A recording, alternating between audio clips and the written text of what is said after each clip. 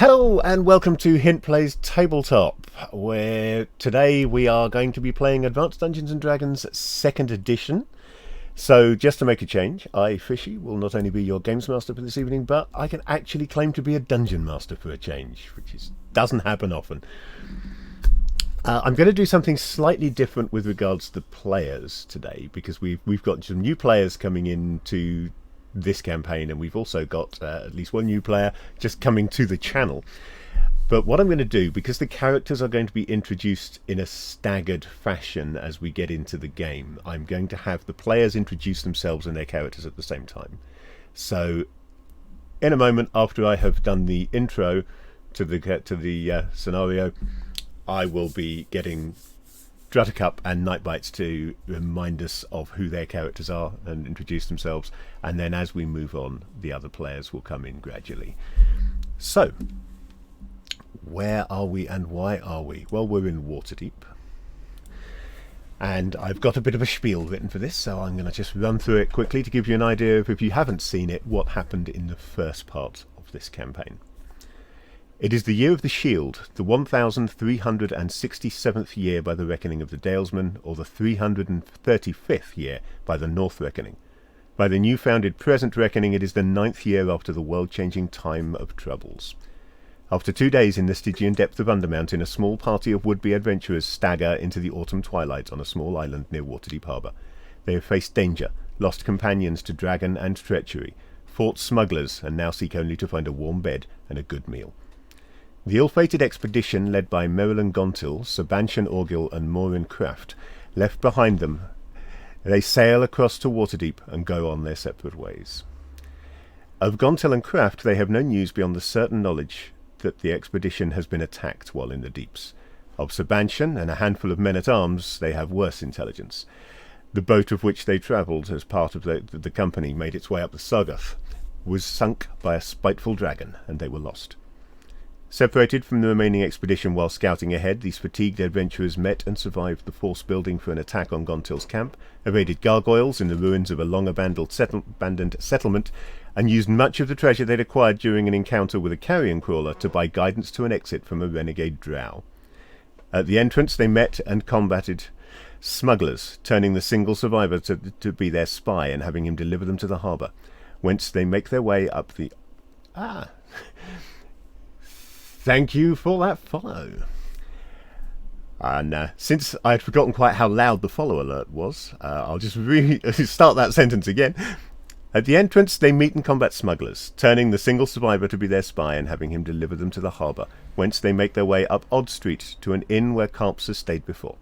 Here they part company, Squire Lucian returning to the home of his dead master, Twittle returning to the bosom of her family after agreeing to meet the next day in the Mule Skull Tavern. So, I am now going to unmute the players, and I am going to say, since we will be starting in the Ship's Prow Inn with... Let me just quickly share a picture of the Ship's Prow Inn, just because I can, with Shrine and Carps. I don't get the name. I'm not seeing the relevance. You're not of the seeing name. at all, are you? No. So that reminds me, there was lost on me. There's a really good piece of art in one of the Dinotopia books. There's some ship's bows that have been turned on their sides to use as buildings. Does that have anything to do with Nightbites and Druttercup introducing their characters? What I'm going to do is I'm just quickly going to change the scene on OBS here, because having done the introduction, we don't need me to be twice the size of anybody else. And I am blocking the view of the ship's prow. So there we go. That will now fix that problem. It's a very pretty ship. It is indeed an inn which looks like a ship. Pretty. You seriously were drinking in the ship inn? You're actually not drinking in it, no, because you can't get... the only thing there is to drink in the ship's prow is water. However, it is a good quality, comfortable, reasonably priced inn, which is very popular with sailors. The warped wood of its floors inside actually feel a little bit like you're on a moving ship as you walk across it, because the floors are uneven. It gives you the same impression as being on a ship that is moving. as you walk around it. So it's very popular with sailors. And as So a they result, Carps knows it well. And they made it like into a marketing thing. Yeah, I absolutely. appreciate those people. Yep. So Carps, I feel, is definitely up first because this is so your choice to stay here. Of course it is. Go for it. So, hi, I'm Night Bites. I am playing Carp Storm Squall. As you may have gathered from Drot's comments, Carps is very much a man of, well, half-elf of the sea. Born, raised, and pretty much lived on and around boats through his growing up. Found himself on the ill-fated expedition purely because they needed mariners. And did save a certain squire by diving into shark-infested waters, who had gone overboard whilst wearing armour. I suppose every other time he's gone overboard. I haven't. It wasn't overboard. It was more like plunging in to save people, but not being able to swim. So yeah, Overboard. Yeah, that doesn't mean the same thing. so, selfless saviour of gullible squires. Now looking forward to a nice bed. Right. And Buttercup? Okay. Obviously, I am Dratacup. Playing Shrine Ort, a half-elf who is a specialist in personal accessibility wealth redistribution. She is the most nondescript half-elf you can imagine. Although she's not bad looking, she's kind of, if you try and describe her, what you get is brown. She's quite pale-skinned because she may possibly spend a lot of time on the ground. Sewer access is great. But she's got medium brown hair, medium brown eyes, medium height, medium build. She's nondescript in a deliberate sort of way. One of the most striking things about her is that although she tends to wear very low-key, dark clothing, which could be missed easily in a darkened room or night, she does wear a rapier, quite a nice rapier, and looks like she knows how to use it. So for those familiar with first and second edition AD&D, which works very differently to third edition, you maybe have figured out that Shrine is a fighter thief. Yes, she is indeed. Yeah. Multi-classing is very different in the earlier games. Yeah. Yes. Daddy's a fighter, Mummy's a thief. That's what you get. So this first session of the second scenario is going to act in many ways as an in-character session 0. So there is a certain amount of character preparation and creation that still needs to be finalised, because I only knew I was going to be running this last week, and we've had to create the additional characters and get them in here in a hurry, without necessarily having people have access to Fantasy Grounds to go through a session 0 properly. So there will be a certain amount of tweaking characters, fixing skills, buying equipment and so forth going on here. But we will be doing it in Waterdeep and with the roleplay commencing. So, as I already mentioned, you had agreed to meet with Lucian and Twittle in the Mule Skull Tavern the next day. Now this was Shrine's suggestion. It's a tavern that she knows well, because although it's not directly connected to her own family background, there is an indirect connection. The Mule Skull Tavern is also the headquarters of Waterdeep's Dunsweepers Guild. And Shrine's father is a low-ranking member of the Cellars and Plumbers Guild, which has a strong connection to the Dung Sweepers Guild, because part of the job of the Cellars and Plumbers Guild is the maintenance of the city sewers. So that was it. So cellar workers and plumbers, not sewer workers. My apologies. Yeah, there's no sewer workers. I checked, and there is no sewer workers guild. Technically, there's no guild for doing any of the grunt work in the sewers. So I'm assuming that it is low-ranking members of the Cellars and Plumbers Guild who must be doing that. Mm-hmm. It's people who drew the wrong straw.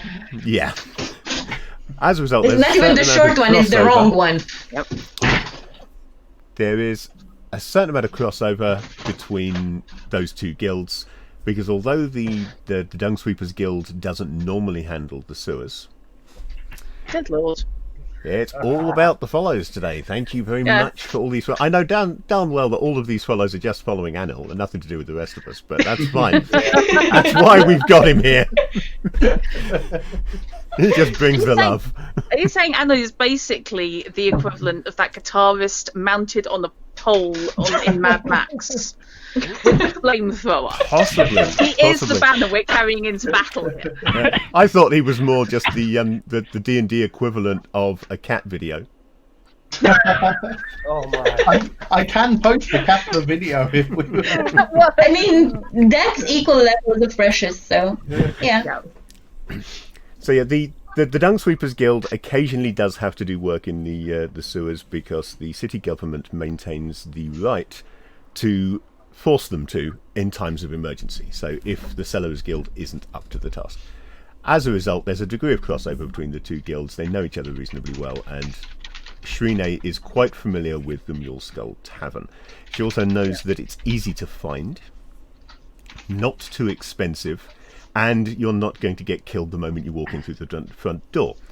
Possibly unlike the Thirsty Sailor Tavern, which is directly across the road from the ship's prow. It would be the obvious place to go, but you both know that the Thirsty Sailor Tavern, not the Thirsty Tailor Tavern, that would be different, is a very rowdy place. It's an excellent place to go if you like your entertainment to be very physical and to involve losing teeth. That sounds far too dangerous. So instead, after a good night's sleep, you will be heading along Ship Street down to the Mule Skull Tavern. Now, I should have already shared the map. If I just close the ship's prow so that the stream can see what's going on, I will just quickly mark where these two locations are. So it's not very clear. I should really be using my pen for this, since that's why I bought the damn thing. But so there's the ship's prow. What, 268? Really not showing up there. It's number 268 in the top left of the map. And if you follow Ship Street all the way around and down round the corner, we find that there are two marked buildings opposite one another, and again, the left-hand one of these, 263, is the Mule Skull Tavern. Okay, the marking on those is not showing up. The marking on those is not really going to show up, no. No. Hence giving the verbal description of where they are. Right. Opposite that is the Blue Mermaid, which is a completely different tavern. Is that a fest hall by any chance? I think that may be a fest hall, actually. Without looking it up, I can't say for certain, but it may well be. So, gosh, I'm going to have to try and remember all my Waterdeep knowledge. It's been many years. Likewise, I have been ploughing through Waterdeep in the North, the City of Splendors box set, and Volo's Guide to Waterdeep, trying to remember all of this stuff.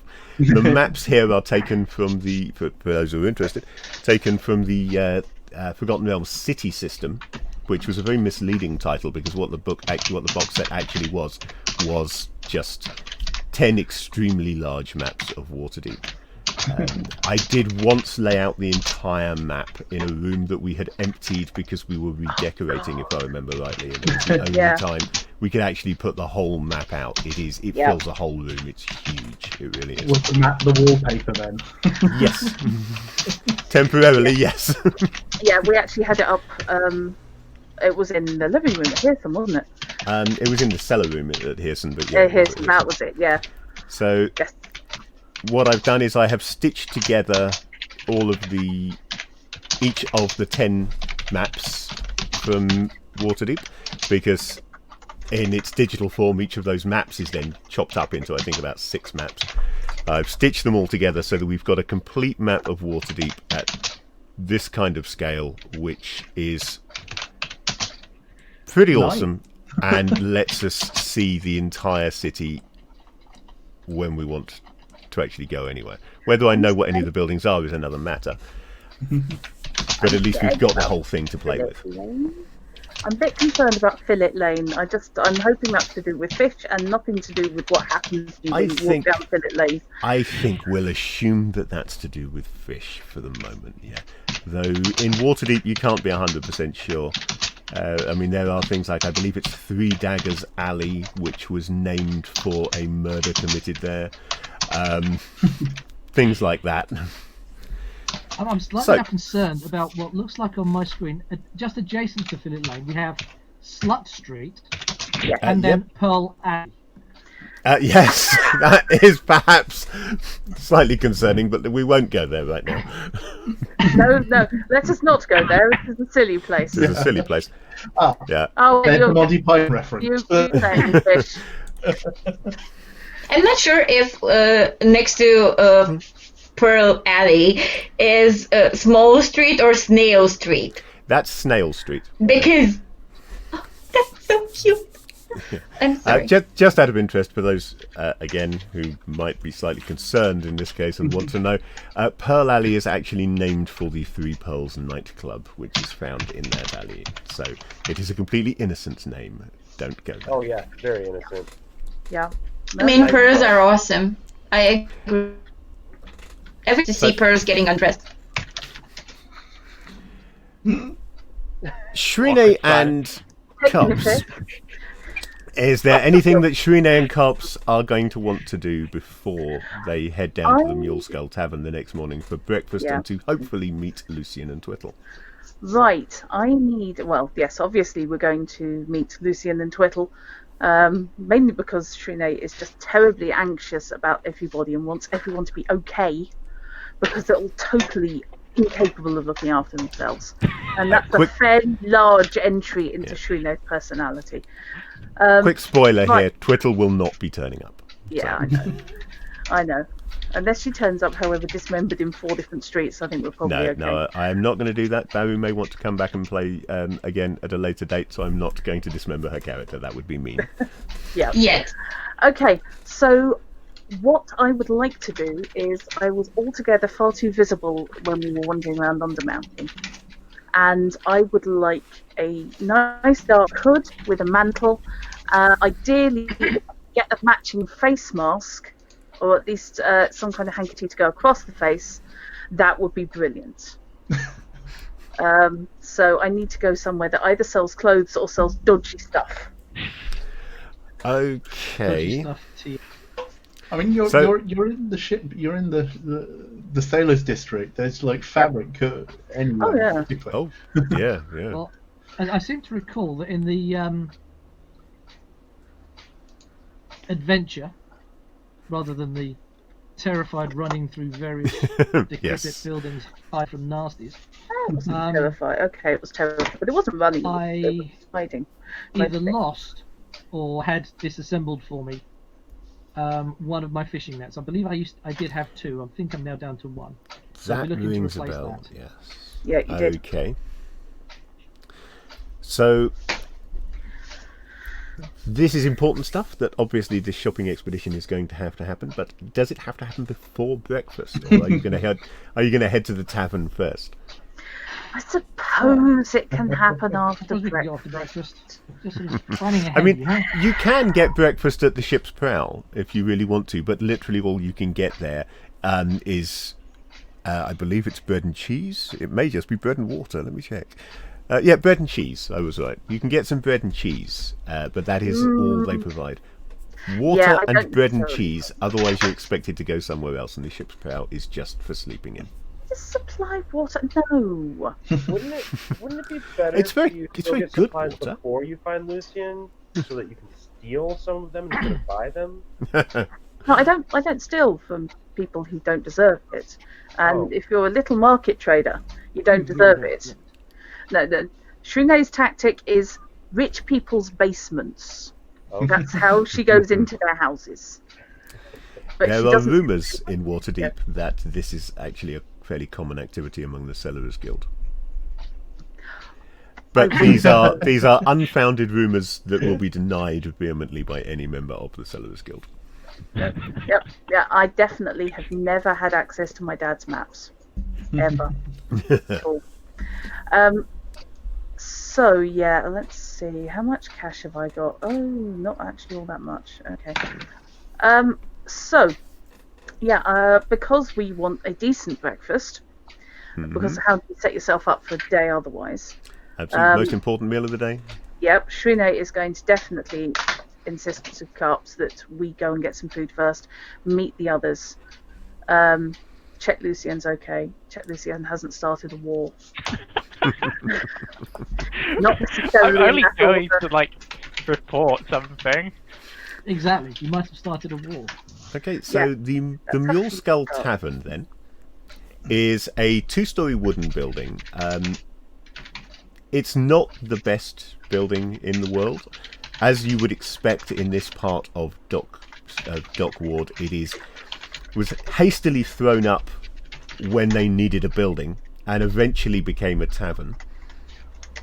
But it is reasonably well maintained, and although it shows signs of heavy use, both inside and out, it is kept clean by the 2 women who primarily run it. It's actually owned by the guild, the Downsweepers Guild, but it's run by a couple of women who, both of them are the wives of guild members, and they run it on behalf of the guildmaster, and they keep it clean.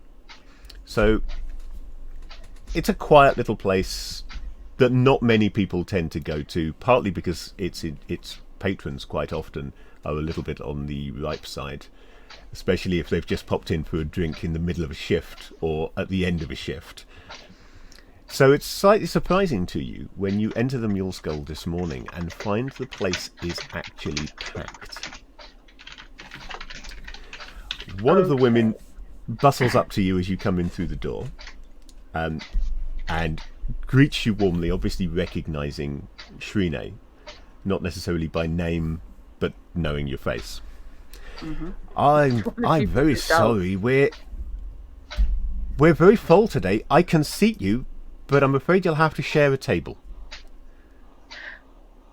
We were going to share one with each other. Well, no, with somebody else. Look around. There's no empty tables. What's going on? And yes, that's fine. Well, I don't know why they came here, but there was a ship came in just this morning disgorging passengers, and a lot of them came here for some reason. Somebody obviously pointed them in this direction. Good for business, I guess. That table over there looks to be fine. Come with me, dears. And she will guide you to a table where there are only 2 people currently staying. One of them is a young man in what appears to be sort of travelling gear, and the other one is a gnome. You don't meet many gnomes.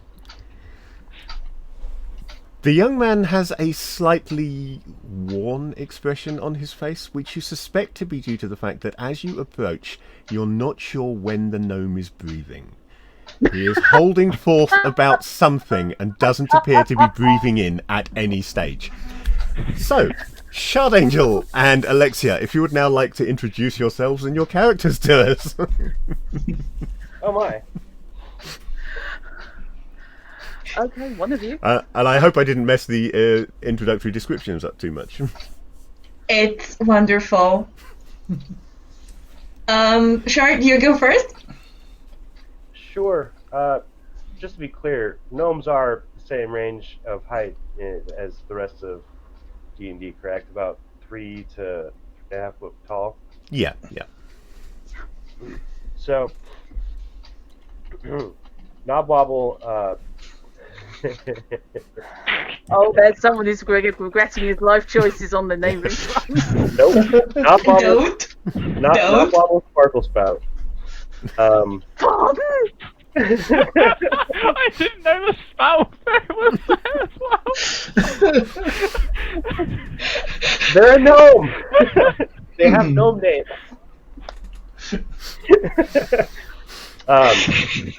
They stand about 3'2", and well, they have a big bushy white mustache and big bushy white hair underneath the cap. But if you look too closely, both the hair and the mustache look fake. So while trying to look old and wise, the eyes and face underneath looks a little bit too young, and can't really tell the gender. Please, But coming across as a guy. Please tell me he's got the sideburns coming down from the white wig that then joins into the moustache. So it just comes off in one unit. It holds it up so that they don't have to glue it on. Oh. They're such a perfect son. I love them.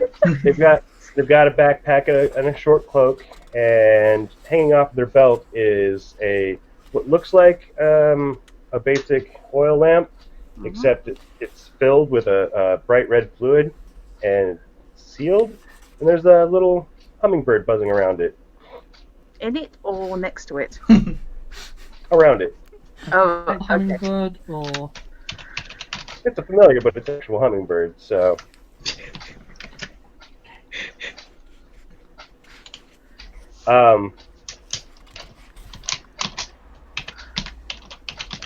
You do animals. Is that normal? I don't know what else to introduce because I feel like the look is just enough. I didn't catch that, but say again. You do animals. Is that normal? Possibly. Pets are a thing. It's a bird. I don't do birds.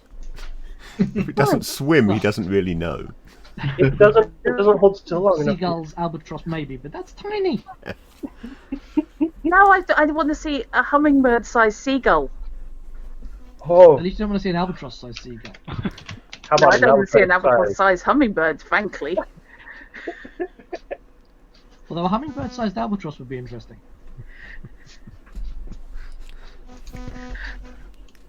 Okay, so Alexia, your go. You're up. Yeah. So next to Knobwobble. Yep. Yep. Yeah. Yes. There is an elf. I think it was a half elven person. Ah, normal. Yeah. Yeah. Yeah, there's a lot of half-elves in this party. Yeah, I completely forgot the race. I am sorry, audience. Hi. And especially I'm sorry, Fishy. He's got a very short hair, a very tomboyish sort of vibe on him. Wearing just a bunch of knotted bracelets. Like made from twigs and all of the stuff, and just they look a bit slapdash, just made in big rush, and he's chewing on something that looks suspiciously like a random weed he found on the side of the road, and he's trying to look so badass. He's doing his best. And his name is Steven Silvano. And you will... So, No, this is triggering all of Shrine's maternal instincts. It's perfect because Steven also has a sister called Stephanie. Yeah, and you will meet Stephanie as soon as Jedder wakes up. In the meantime, you're stuck with me. And my badass little boy, person, creature, God, thing. this is so a 14-year-old with his big brother's leather jacket. Yes, Kind of look let's hard just with a can of beer. let's just say Stephanie is the mature one among us. Fair enough. And it's kind of why Stephanie is the closer friend to Knob Wobble. That name is gonna kill me. I know, it's so funny. And unfortunately, just Every time I say- abbreviating it to Knob really doesn't help. Wobble's not much better. Wobble's not much better, no. What's So this good. not saying Rob with a list? So the two of you have arrived, as was already implied, this morning by ship. We can work out where you came from and why you came to Waterdeep, other than because it's Waterdeep and it's the City of Splendors, at a later date. That's not important for now. What is important is that you've just arrived this morning.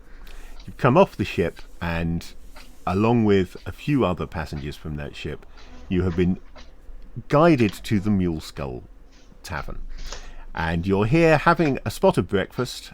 Whether you are reveling in this breakfast because it's the first thing you've been able to eat, if you're not a very good sailor, or whether it is just that it's morning and breakfast time, is entirely up to you.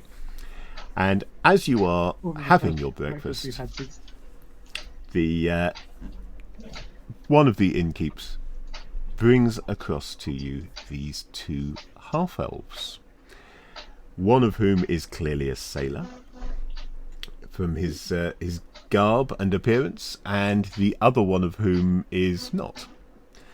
We've had the description of them already, so you know what you're dealing with. I will now just put it in your hands and say, roleplay. Hello. Would you like some eggs? Sorry, that's not the voice I wanted to use. Hello. Would you like some of these eggs? When he says eggs, are we talking eggs as in normal eggs, or are we talking his hummingbird has been laying? No. It's the eggs on the table. Don't touch the hummingbird, please. That one's gonna be my dinner. Don't touch the hummingbird. Don't touch the hummingbird. Okay. Experience tells me that it's a bit too small for, people our size. The eggs just aren't nourishing enough. It's like eating quail eggs. They're just too small. I'm not sure about that. There are some birds that lay eggs bigger than their own bodies. I mean, sure, but not hummingbirds. Do you know for sure? You know what? I think I'll pass on the eggs, if you don't mind. We're in a port. I mean, they not may far be from the harbour. chicken I think eggs. Go with a more traditional breakfast. Salted pork, wine, and biscuits would be fine, thank you. You're not going Save with yourself. fish, then? I'm not at sea. I'd like a little luxury, please. Oh, salted pork is luxury. Yes. Who Right. Yeah, doesn't we like took a it bit there. of grease in their life? Okay. I'm going to brave the eggs, but I am going to order something alcoholic to drink, because I don't trust water, obviously. I know. I did ask for the wine. Yeah. He can have the wine. I'm definitely going to be on the small beer. Your order will be taken, and having guided you to the table and taken your order, the innkeep will rush off back out to the kitchens to get that organised for you. Is this the worst organised excursion ever?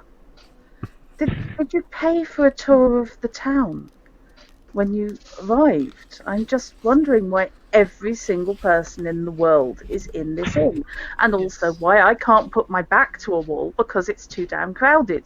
So between my shoulder blades, it's really starting to get twitchy. Why did you come into this pub anyway? It's my local. Exactly. It's because of course it stands out. It's very pretty. Let's go with pretty. Yeah, it just looks that perfect balance of affordable and you won't get food poisoning. Maybe. Hopefully you won't get food poisoning. Well, less food poisoning than on the ship. Well, to be fair, most of the people who come in here are kind of inoculated to poisons to a certain extent because of their working environment. I mean, is the water okay? The water's probably fine. I tend not to trust water on general principle, mainly because I know where it comes from. I mean, the river. The waters, all of them come from the river, and the river comes from the rain. We all know this. Yes. Yeah. Let's go with the water coming from the river, clean and sparkling, and absolutely fine, and not have you treated seen the river? in any way. Palms down, having the wine, please. Beer. Stephen is gonna hail the waitress and order something very, very sweet and very, very made with fruit. Oh, So Non-alcoholic. Oh, somebody's going to be on the mead. Non-alcoholic mead. non-alcoholic. Oh, okay. Juices Just- will be available. They don't really do anything flash here, but you can certainly get a mug of whatever juice happens to be available And at the orange time, which will be juice dependent on goes perfectly with hopefully chicken eggs. hopefully. I like the My hopefully. Daleks. Actually, tomato juice goes really well with eggs. Okay. Actually, yeah, I'll take your word for that one. You know, whatever vegetable juice there is perfect. Do not worry about me. Just make it sugary. Make it very, very sweet. Cat. This random cattail just appears out of nowhere. I'm sorry. Getting from all sides of the screen now. We can't avoid them. This- The cats are taking over. This is a stream for random cats. There are a number of them around. This one Hello, won't leave very me alone at the moment. Hello, very random cat. Yips. Yeah. So he's probably gonna settle in with his very, very sugary drink, and I hope the eggs are scrambled. I imagine just a giant pot of scrambled eggs. Yep. Yeah, I probably. think it is. kind of, not so far off. Yeah. Yeah. I mean, With I don't know. some It's hunks just of fresh what I baked bread. default to. Oh, excuse me. I'm going to mute my camera for a minute. Still here. Don't worry. Just ow. Okay, so Please while, don't hurt yourself. No, it's alright. What Lied. while brings the you four to of you are sharing a breakfast, I'm just going to very quickly jump across to another part of town. I'm not going to change the map for this. We are jumping across to a scene very near the Gontil family manor. Apparently, speaking is something other people do. You don't need to be able to speak to be a dungeon master, do you? I'm sure. No, it's fine. Roll dice and set the combat tracker. Isn't that the way along? That's my job. Yeah, the speaking is for you guys. I just go with smile enigmatically and let you panic into submission. Yeah, that's not far off. So, near the manor, it would be an exaggeration to say old friends, but people who have certainly met in the past and are not on bad terms, have just encountered one another. One of them is Squire Lucian.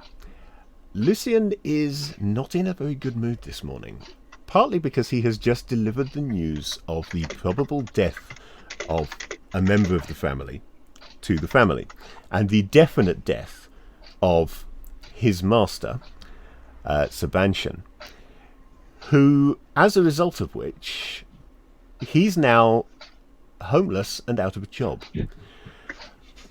Because he was squire to a knight who served the Gontil family. He's no longer, because that knight is dead. So while he was able to sleep there last night and get a decent breakfast, as soon as he had delivered the news and put the whole family into an uproar, he was politely shown the door. Alas. Poor soul. I don't feel sorry for him. On the plus side, he does know that he has some. We'll exaggerate and call them friends, who are expecting to meet him in the Mule Skull Tavern down in Dockward, and perhaps they will be able to help him find a new position, somebody new that he can esquire himself to, perhaps, or at the very least some adventure that will let him get enough money to be able to actually put a roof over his head while he seeks the best way to continue his noble quest to become a knight and to follow his code. And as could use an esquire. As he's thinking about this, he encounters a glyph scribe of Denair, who he has met before. Glyph scribes are speciality priests.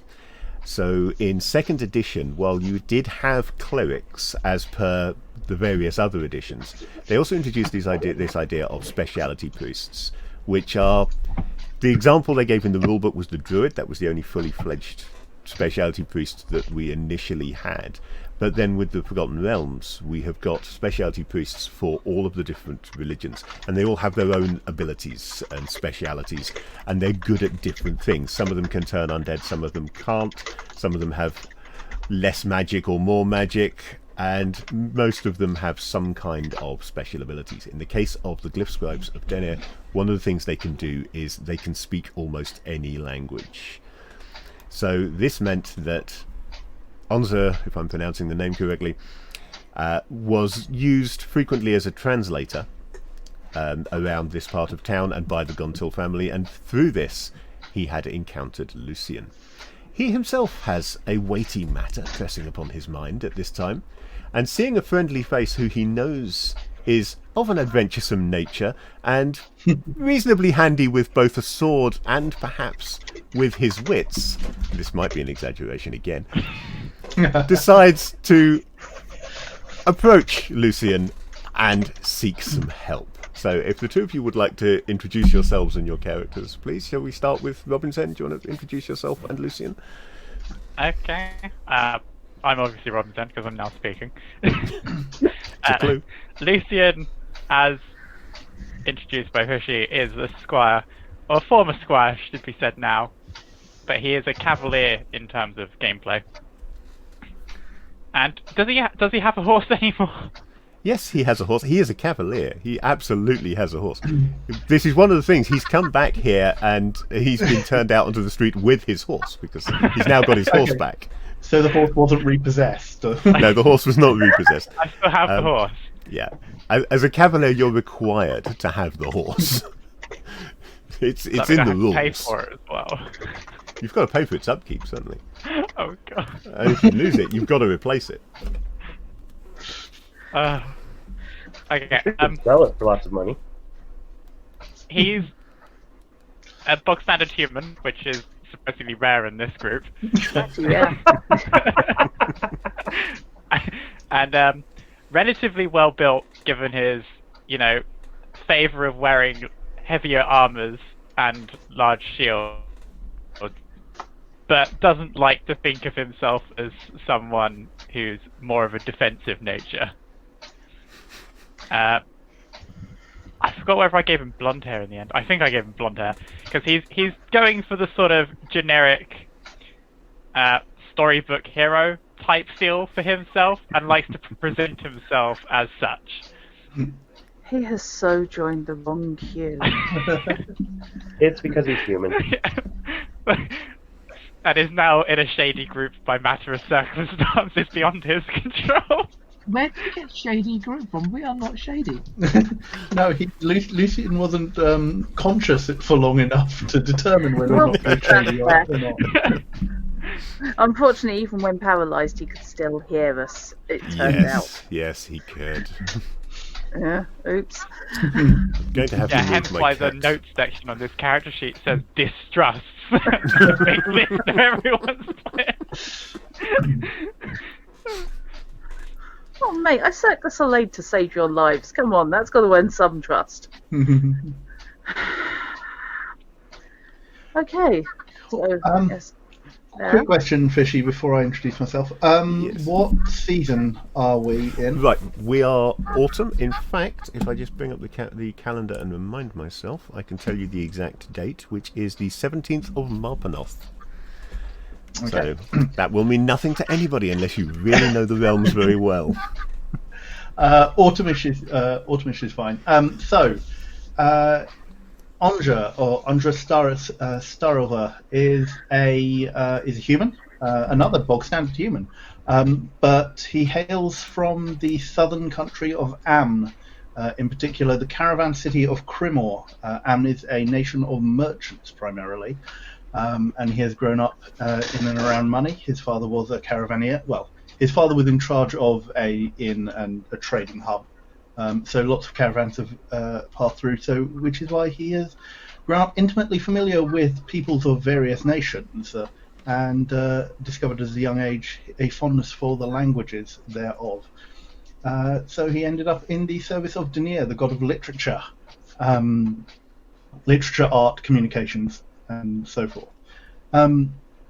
Having made his way to Waterdeep, he has been working at the local, at a place called the Zorstar, which is the Scriveners Guild, and thus he has been working for the Gauntel family a little bit through that. He is 5'10", dark-haired, sort of like tanned skin, and he is dressed in the manner of most young aspirant priests of Denier, be they glyph scribes or ordinary clerics. He is wearing a tan tunic with a stiff collar. A gold circlet about his head bears the symbol of Denier, which is a candle with a lit candle with an eye on a triangle background.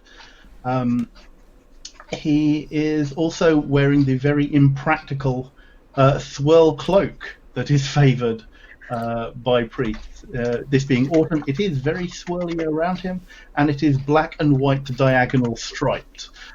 So it's not exactly One of those ones where you look at it too long, your eyes hurt. Yes, it really is. He would like very much to be able to get rid of that cloak at some point and move up to the more black and trimmed ones of more senior priests, but we shall see. That's an incentive to study hard and get promoted, isn't it? You get away from the dog's tooth. Yes. Lucian's surname is Einhart, is it? Yeah. It is indeed. Master Einhart calls out on seeing Lucian further down the street. Okay. Am I familiar enough with him to recognise him, like, Yes. by voice, Yeah, or am I going to have to get a bit closer? You. It will certainly be a familiar voice, and when you turn and look, you don't know that many glyph scribes, so it's going to be fairly obvious who it is. My eyes are burning. It must be you. Ow! No, to be fair, like the uniform itself is monocolour, like it's tan tunic, tan breeches, brown boots, sort of thing. Yeah. It's just the cloak does not Hideous. match. the Technicolor Dreamcoat. As technical as you can get with black and white, but yes. Monocolour? It's the monocolour dreamcoat. Yes. Black and white is really painful. I'm in a bit of a bad mood, aren't I? Is there something that I can do for you? I'm kind of, occupied. Oh, I'm terribly sorry to bother you at this point, but I have matters needs attending to, and well, I mean, aside from the priests at the Zorstar, I don't actually know that many people in here. I was hoping that you, maybe your master, might be able to help.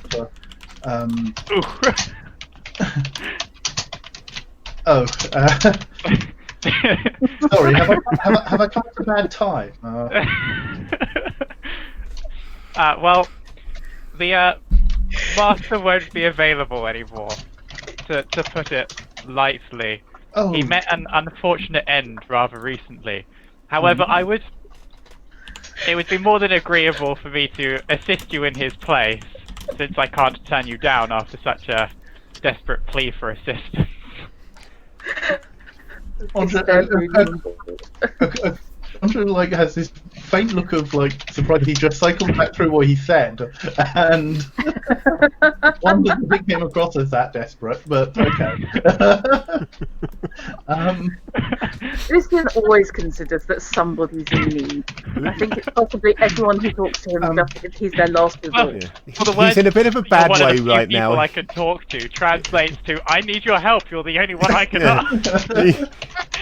He will feel a lot better if he's got a good quest that he can go on, so he's maybe reading more into it than has been implied. Help me, Obi-Wan Einhart, you are my only hope. Yeah. I will point out. Typing it in chat.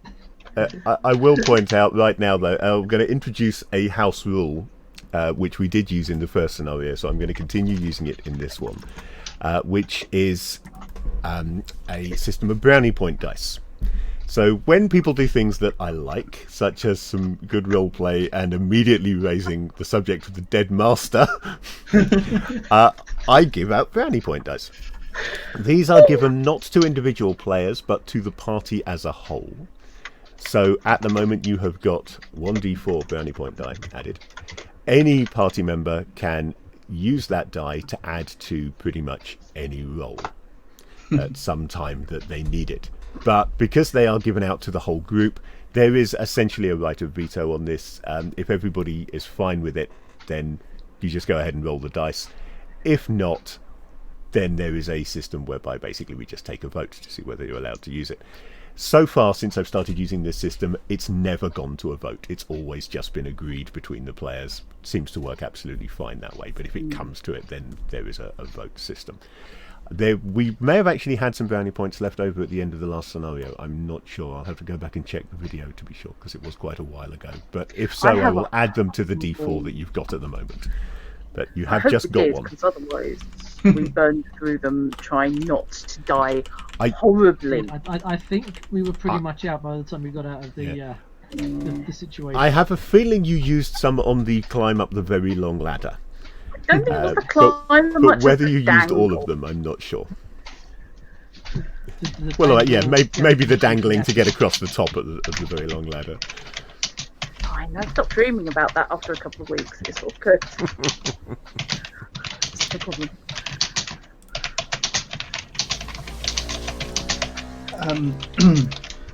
Yes, Master Reinhardt. A merchant has come to me with a matter of it's causing him some distress.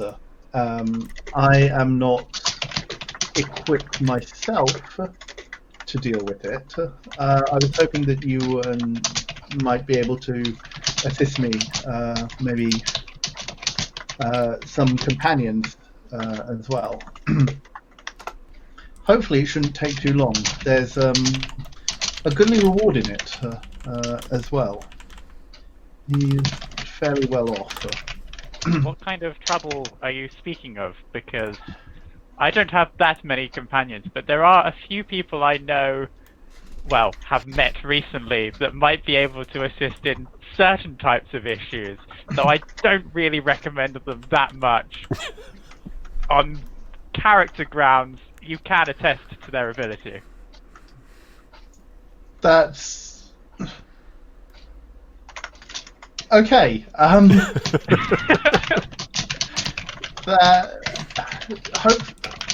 Hopefully it's not a matter that will take too long to sort out.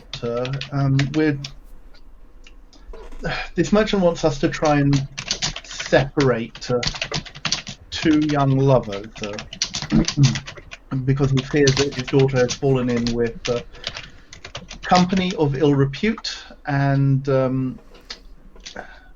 basically scoundrels, and wishes to do something about it.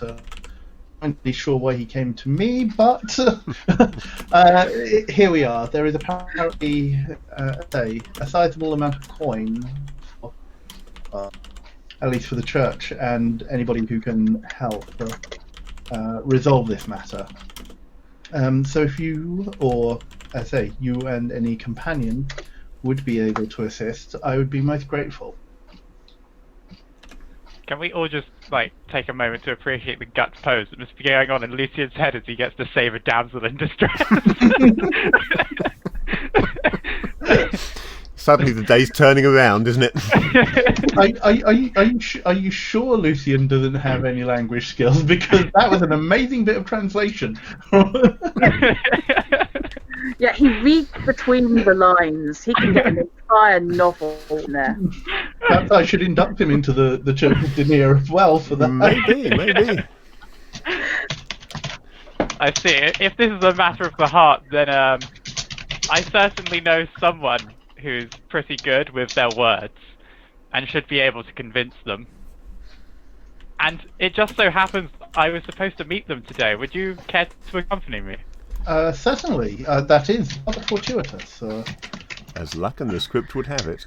Yep. We're into I'm sorry, I'll read that again. Yes. Okay, so now that you have met and we have established that you are headed towards the Mule Skull Tavern, let's go back to the tavern and continue with the roleplay there. Okay. So, what brings you I'll be two back to in the a moment. tavern? Are you shipping in as well? No, we live here. Well, I live here. Shipping in could be described for me, I suppose, in and out on a regular basis.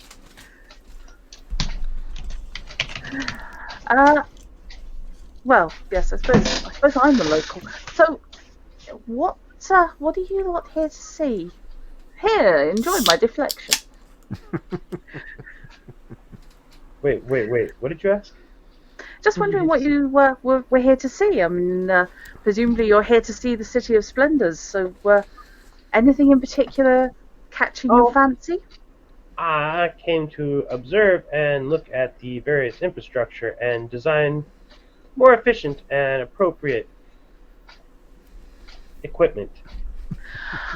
Infrastructure. So, for example... For example, the water problem that you were talking about being like, I wouldn't drink the water, but it's probably fine. I mean, filtration systems, cleaning up sewers, getting that crap out of there faster, keeping the monsters out. There's a lot there that needs to be done. Well, I mean, it's almost impossible to clean all the monsters out of the sewers of Waterdeep. Because, Not if there's a big enough explosion. Right. I think perhaps a big enough explosion might destroy Waterdeep, but... That's a good point. Maybe if we control it. Or maybe if we add a magical explosion. I could ask Stephanie about it, actually. Can I just offer a little tip from a local? Don't go around until you've fully developed this idea, workshopped it, and really, put some thought behind it. So we should explore the sewers more. Oh, absolutely. I would not recommend exploring the sewers at all. Probably don't wander around in crowded inns announcing your intention to blow up Waterdeep from below ground. I don't believe I intended to blow Waterdeep up. I was just expressing why I was here. You asked a question and I answered. Yes. No, it's not about blowing the city up. It's about redirecting the forces within to cleanse the insides.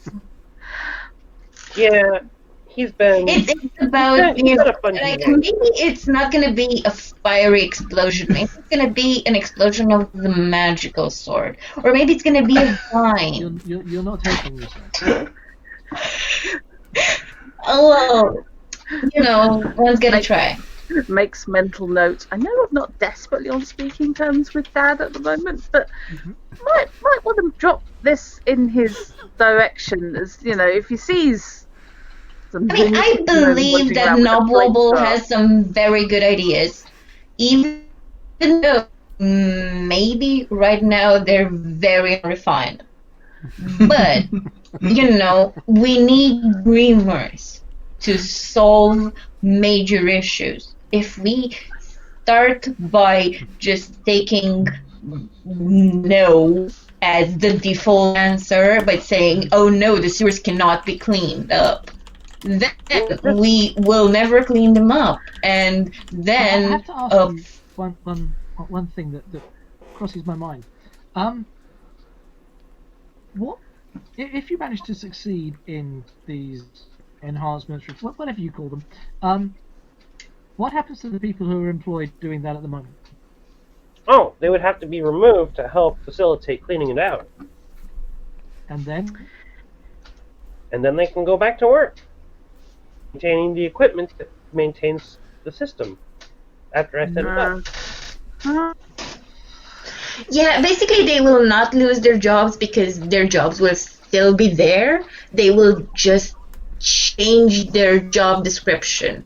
You know, it's like Stephanie and I kept talking about this very big difference between how a bear works during the summer and how they work during the winter and how they may be trapped, you know, in different ways. This is the same thing as that. You follow me? It's also you cannot stab a bear during the winter in the same way that you stab it during the summer. You know, and that's how we can just change the whole approach, or like how Stephanie and I have very different approaches to survival. We spent a lot of time in forest because it's kind of our thing, and she is more interested in herbalism, and that's how she approaches this problem. And then I take control and I basically lay traps and kill animals. You know. Well, it's a good thing the jitterbug is too small for you to trap. Yeah. Has it occurred to you, perhaps, that the monster issue under Waterdeep is sort of a self-renewing situation? Because like that they're having sex? Yeah, you kill them all at the same time. You kill a generation, and then you lose those behaviors. That's not the big problem. Think of the city like a giant layer cake. Up here you have the icing on the body of yummy, yummy cake. Underneath you have, let's call it the plate. And the plate is made of, well, sewer tunnels full of poo, but yeah, that's the metaphor breakdown. Under the plate, I've never eaten one of your cakes. Under the plate, you have look. I never said she had cooking. Go away. Under the plate, you have the table. The table starts there and extends all the way down, quite a long way down by comparison to the cake, and that table is undermounting. And that's chock full of little chocolate chip monsters that keep bubbling up to the surface and infiltrating your cake. All right. So what we need is some sort of flammable material that stays lit even when it's wet, and then some fast-drying stone. We can just blow up under mountain. We just fill everything up with fire and then fill it up with stone, and it's not a problem anymore. We may have an issue with scale, Sharp. But I do understand where you're getting at. It's like we will disturb the natural balance. Like if we eradicate the species, then we will destroy the whole pyramid. And this is where we're getting at. Like if I kill all of the bears in the woods, Stephanie told me that there will be no bears to propagate some plants that only they eat. So, you know. Are the woods also full of communities of people? Not necessarily very nice people, who might object overall to you blowing up. I don't blow up. Noble blows up. I am just in here because Stephanie wanted to study some stuff. I just like stabbing. I think this is an excellent time for Lucien and Angela to arrive, hearing the tail end of this conversation as they approach the table where Lucien's former adventuring companions are sitting. Why is there a child here? Lucian, Which one of us? thank time more you're here. Ah, hello. There's more seats at the table if you would like to join us. Yes, Lucian. Friend, Please, please Lord, join us. sit. Have a seat. Well, I Lucian. mean, I won't stand on ceremony with you guys, so No, sure. no, and I was to introduce the people also at our table. I'm sorry, I've forgotten your names again. Please tell Lucian your names. Hi, I'm Steven Silvana, and also my sister Stephanie Silvana will probably be here at some point. You know, you'll notice because the bracelets tend to go away when she shows up. Yeah, when Rather he's crazy. talking about Less knife talk. She's into nature and stuff. they're the same person, Oh. but different brains. I mean, we're twins, but we were cursed. It happened. Basically, our mom was a bitch, probably, or a bastard, or a... No, what's the nice term for this? She was a butt. She was a butt who got cursed by a witch. She got cursed by a witch. And it's how we came to share the same body. Are you saying that one of your people living inside your head is a damsel in distress? Lucian, That's my sister, Stephanie. And she's not in distress. She's fine. Uh-huh. We have been sharing this body for a while now. Ah, Since you were born, wasn't it? that's got to be inconvenient. Yes, it is. It Make is. a rule about But she does temper my stabbing sometimes, and I do Anja takes a help slight her step back. when she forgets to eat. I'm So, starting you to know. think that, maybe we should restrain this person. Hello, are you with Lucian? Hello, Yes, are the you only vaguely safe sane? person here. Sit. No? Please join us. Bacon, eggs, beer. Salted pork, wine. That's right, yeah. Do they sell Biscuits. ale here? I'm in Yes. the mood for some ale. Yes, I'm in the mood for mail. I'm going to attempt to catch the landlady's eye. Yes. Blessed words of the morning to all of you. And yes, as you as I sit down, like it, Shrine in particular, like will notice like the gold on my circlet and the rings on my fingers, and Judgmental much, just The rather thing. sketchy one that... the rather Like- sketchy one over there called Trina is the one that I suggest that you talk to about your problem. She tends to be good at, handling types of things that involve people. okay. Thank you. Master Einhart did suggest that that as adventuring associates of his, you might be well placed to help me solve a problem that has come to the church. Right, okay, you Well- have a legitimate Excellent. Does it involve blowing things up? No. Well, Fantastic. Look, I don't With- really have with any anything luck, it explosive doesn't. on me. It's a long-term plan. It does involve blowing something up. We will be blowing up the illusion that's keeping this I poor have a more gal important in the question. clutches of evil. Does it involve in any way, shape, or form heading below Waterdeep? not I mean- that I'm aware Ruined. of. Sorted. No. I was just watching chat now. Chat's getting interesting.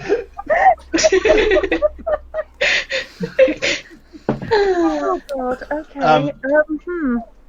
So, basically, what is the problem with this lady?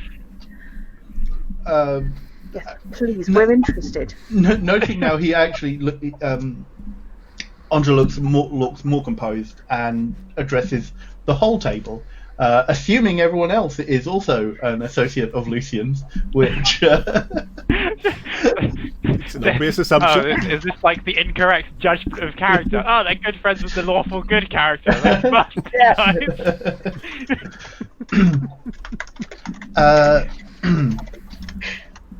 So, as you will have ascertained, I am a glitchscribe. I serve the scribe in many capacities, but particularly as a scrivener and a translator, in particular. We, in our jobs as such, we often do come across, particularly from merchants and many of the noble families, problems that need solving, that might be a little bit out of our dogmatic jurisdiction, let's say. In a little lady boathouse. Yes, indeed. Why do translators get involved? Well, they have come to the church, and the church will offer them aid if we are able to. Well, let's just say it's good for business, if nothing else.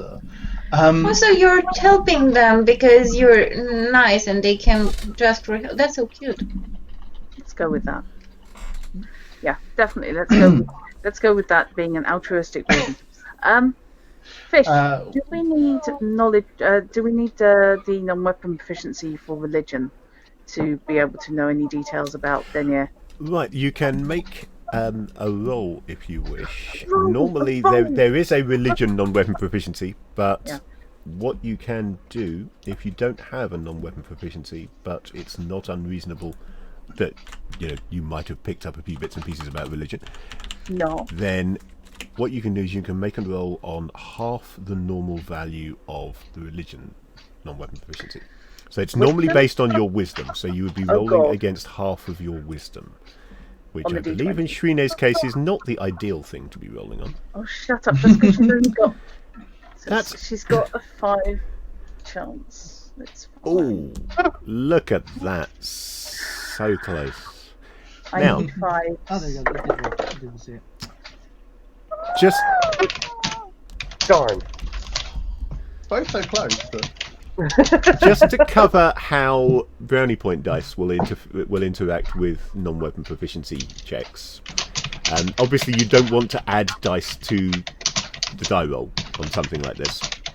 So instead, the way we'll do it is we will add it effectively to your wisdom or whatever stat you're rolling against. So let's say, for example, that you missed a roll by 2, such as Nobwobble has just done. You could roll the d4 brownie point die, and if it was 2 or higher, then you'd have succeeded.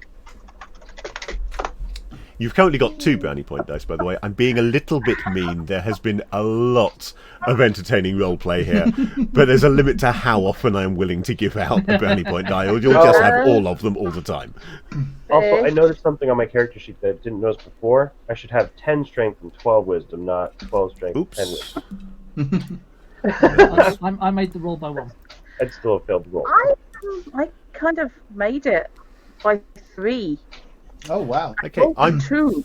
going to take the Flat opportunity dice. here to explain to people how to adjust your ability scores in Fantasy Grounds, should you need to do so, such as now. Oh, please. When you look at your character sheet, because you can't edit them in the box there, it won't let you type in the box.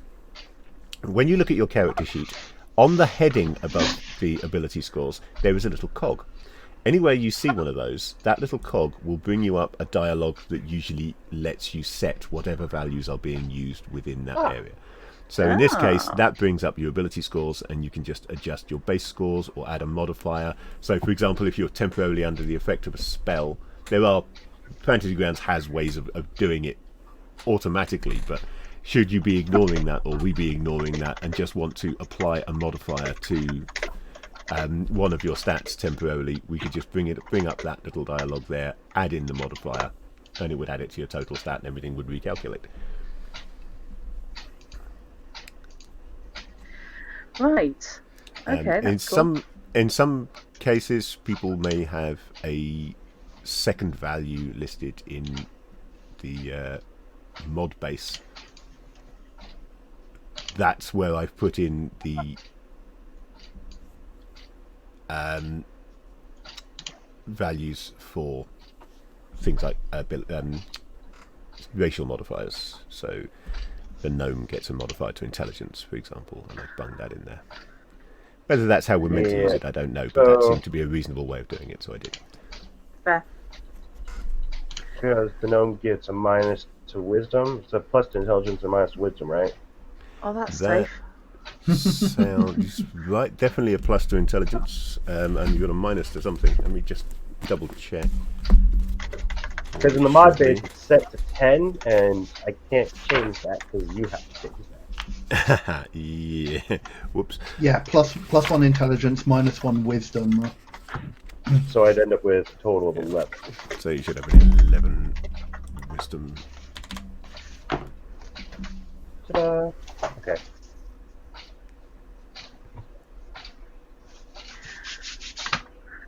God. There we go. And everything else is just calculated from there automatically by Fantasy Grounds, which is terribly handy because it saves going through a lot of hassle looking up things like reaction adjustments and defensive adjustments and so forth. Oh dear. Fish, are all my thief skills percentile? All the thief skills are percentile, yes. Right. This is another thing that I want to briefly mention. As I said at the start of this, although we're handling it in character with roleplay, this is essentially also a session 0 because we've got to finalise the characters. You won't be doing anything to do with the plots today, but I've introduced it, and I want to make sure we get the characters sorted out and that everybody is happy with their characters and ready to move on. And Mr. Sparklespout's thief skills have not yet been finalised. So certain skills, namely climb walls, detect noise, pickpockets, and read languages, are currently at their base levels. You have got 20 points, Shard Angels, that you can split between those skills as desired, and every time you level up you'll get another set of points. I think it's 15 points every time you level up, and rather than having your skills just go up at a set level, you decide where you're putting those extra points that you get each level, so that you can specialise in certain thief skills or certain rogue skills over others. The only one you don't get to do that with, which is still percentile, is your mechanically inclined, which is a feature of being a gnome professor, and that's always at a set value based on level, and you don't get to do anything to change it. Fair enough. Those 20 points that I get to spend, when putting them into thief skills or rogue skills, is that still just 1 for 1, just the same as the rest of them? Because I know they're percentile. The rogue skills are percentile, and everything else is not. Everything else is based strictly on your ability scores, so they're always rolling against an ability score.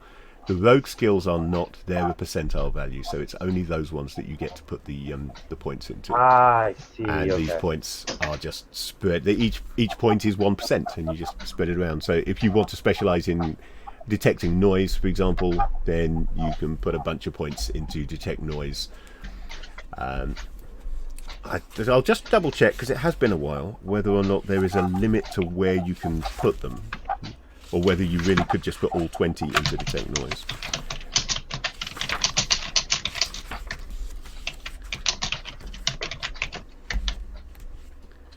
This is where the game slows down horribly when we're trying to actually remember the rules. Yeah, it has been a while.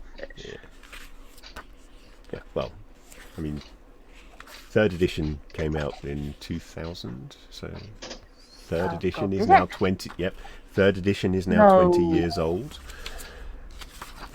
No, I remember arguing over when we were going to get the books. No. Yeah, I can't remember when we started playing 3rd edition, but it hadn't been out that long, so I think it was probably maybe 2001 that we swapped to 3rd edition. It's good to be back to 2nd. Despite all the potential problems of not understanding the rules anymore. I'm just checking I actually put my points into my skills. Yes, I did. They're just pants. Yes, your points have been split. So my read languages really is at 5%. It wasn't really a big priority for you, clearly. Nope. I'm not 100% certain you know how to read and write beyond your read I languages. do. I took reading and writing. You do. mate. You actually do know how to read and write. I That's handy. actually, I paid for the damn proficiency slots. Thank you. When I wasn't fencing, apparently I was learning how to read. Presumably that's in common. Yes. Yeah. If She the read and knows write how to read very well, proficiency, thank you. yeah, the read and write proficiency lets you read and write in any language that you know that has a written Yeah. form. Yeah, but she only does common because she's common. Yeah, no, it's just distribute 20 additional percentage points to the various special abilities however you want. So there are no limits. You could, if you wanted to, put all 20 into one skill. But those are going between climb walls, detect noise, pickpockets, and read languages. Oh, that's it. Yes, I can read the Waterdavian sewer workers marks. You can indeed. Actually, no. Oh, I have a chance to recognise that. Yes, the marks that all mean, things like "don't go past here," "it will eat you," "this bit's unstable," "you'll die." There's some things that could be handy while traversing the seas. That's interesting. Why is that showing the bot as Laser Avatar, which it is not? I mean, Why it is was Laser Avatar running? Laser Avatar isn't running. This is the hint plays bot. I'm just not sure quite why it's identifying itself as Laser Avatar. There must be It's showing something hint plays somewhere on in the mine. settings, because originally I copied Laser Avatar to form the hint plays bot, so probably there's just something in there that still refers to that. Alright, I've put my points into read languages. So it's at 35 now instead of 15. That makes more sense than detect noises. Fair enough. Just to let you know what you can do with your mechanically inclined, by the way, its primary adventuring use is that you can use it as find remove traps.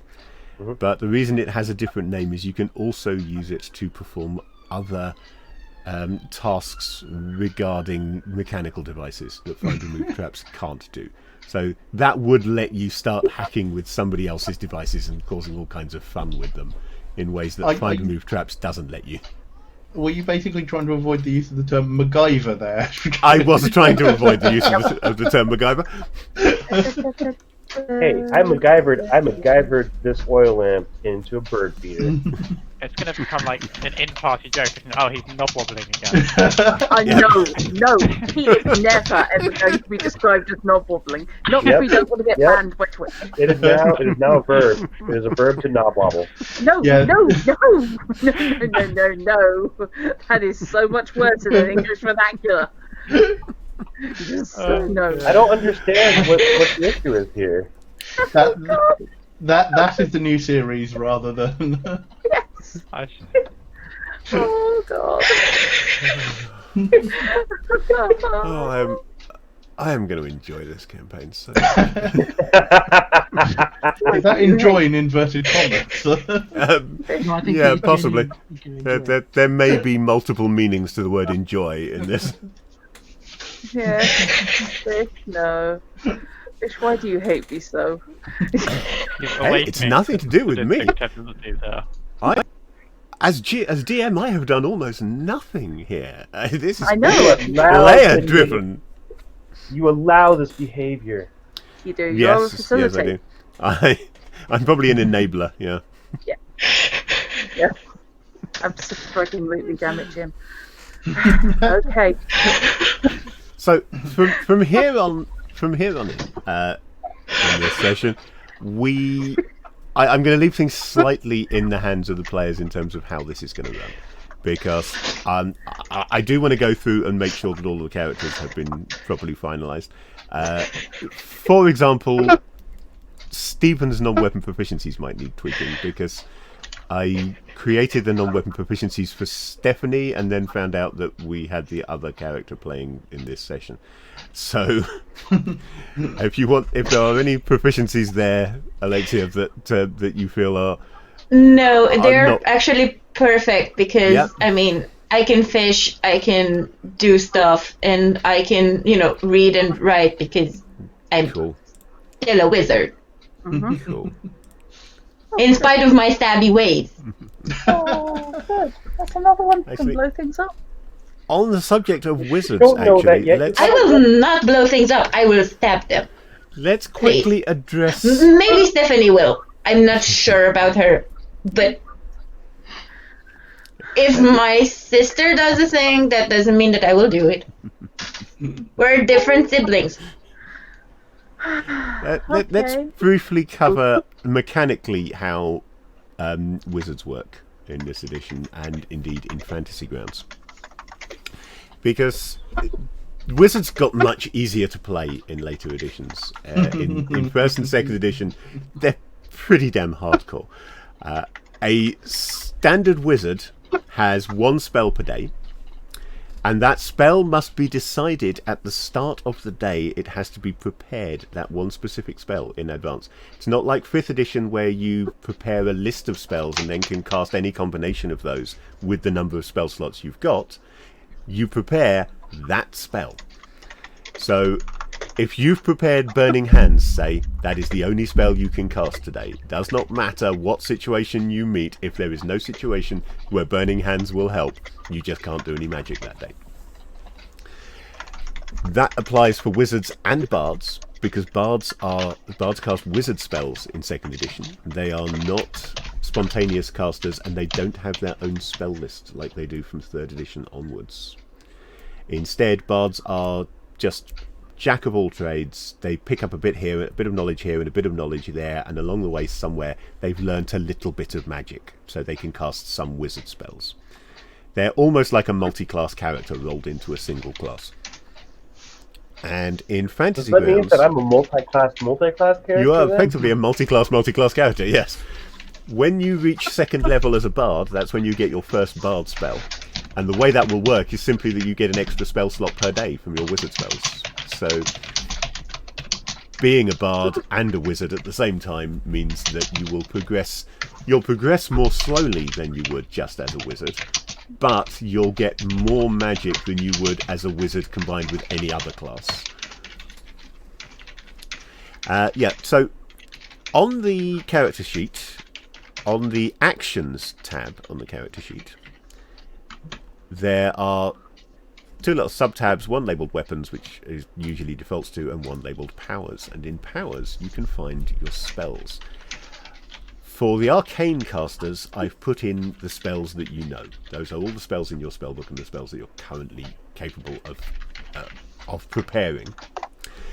For the divine caster, I think I just threw a few spells in, standard divine spells in there, just so there was anything there at all to get you started. So where exactly do spells go? Because I can't find spell sheet or anything like that on the. It's the last so- tab. If you look at the actions tab on your character Right. sheet, and then you've got 2 sub-tabs on there, weapons and powers. Oh, if I click right, the powers sheet, it should Okay. change it on your view as well. Yeah. Now, at the moment, you've actually I've got got 3 that. spells prepared, because this was the sheet that I was using when I figured out how you prepare spells. Sure. But feel free to change them, obviously. I'm going to go through now how that works. There's a mode button listed in the bottom left, and that mode is between standard, preparation, and combat. In combat mode, it will show the spells that you currently have prepared, that are ready to go. Right. And then you can cast them from there, and it will remove them from your currently prepared spells. Standard just that's will cunning. list everything you've got, and preparation mode lists the spells that either all the spells you've got, or at least all the spells that you've got on your character sheet, and next to each one there is a little checkbox for the number of times that you've prepared it, which has arrows next to it, so you can click up and down just to tick through. Right. Okay. Spells other than the ones on your character sheet at the moment, because being a divine caster you have access to a vast amount, can be found in the spells tab on the right hand side of Fantasy Grounds. If it's not there, then that's because I need to change something. But hopefully one of the buttons on the right hand side should say spells, and should bring up a dialogue that contains a list of spells. At the top of that dialogue, you've got 4 buttons that make it easier to find things. The first one says Arcane, Click on that and it will bring you up a nice, easily readable, manageable for a player view, a list of arcane spells. Divine does the same thing with divine spells, and then by school and by sphere does something similar, but breaking them up by their school of magic or sphere of magic. School is used for arcane, sphere is used for divine. Let me just jump across and see whether I can show the stream this. At the moment I can't. Let me see if I can figure out why. I need to be able to see spells to do this, so let's bring up the spells. There we go. And I'm not showing any spells on the list. The reason for that is because I haven't loaded the appropriate library. So, if you don't have any spells in your spell list, then the library button down in the bottom right of Fantasy Grounds will bring you up. It brings up the rules, essentially. Now, on there, you can select which buttons are visible on the right-hand side. So if you don't have spells at all, then in library you can find where it says spells and just tick the little box next to it. But down in the bottom left of that dialog is a modules button. And that will let you load various modules which equate to rulebooks. So if you've got the player's handbook loaded, for example, that will give you things like the spells, because they're in the player's handbook.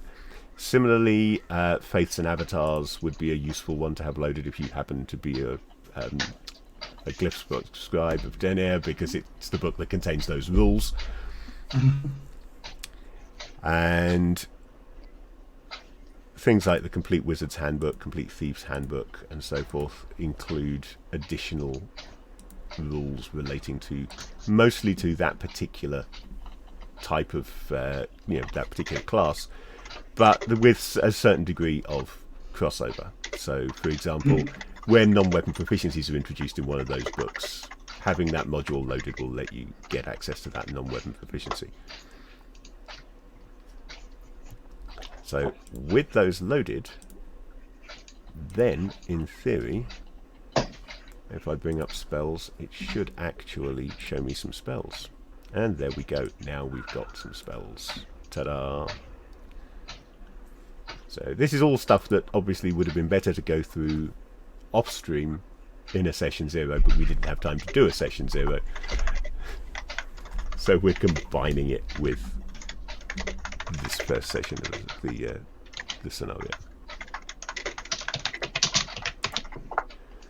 So for a divine caster, the easiest way is just to open up the spells, click on the divine button, and then look through the list of first level spells and decide what you want to be able to cast. By school is useful, by sphere rather, is useful if you're thinking in terms of, well, which spheres does my type of caster have? Because the specialist priests, speciality priests, are limited in which schools they can use. But I'm sure that we'll be able to figure that one out as we go along. Feel free to ask if you have any further questions, and I will ineptly answer them. Right.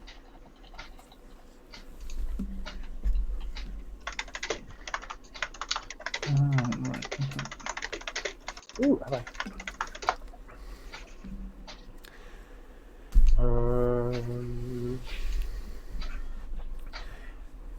Can I trade out ventriloquism for divining rod?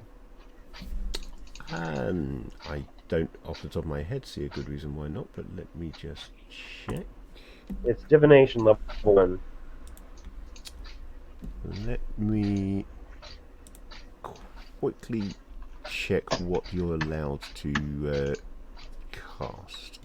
If it's a minor divination, which all the level 1 should be, then everybody can cast them, so that shouldn't be a problem.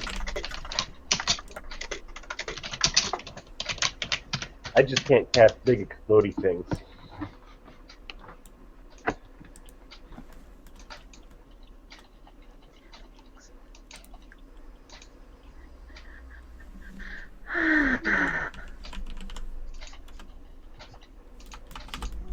Why the side, right?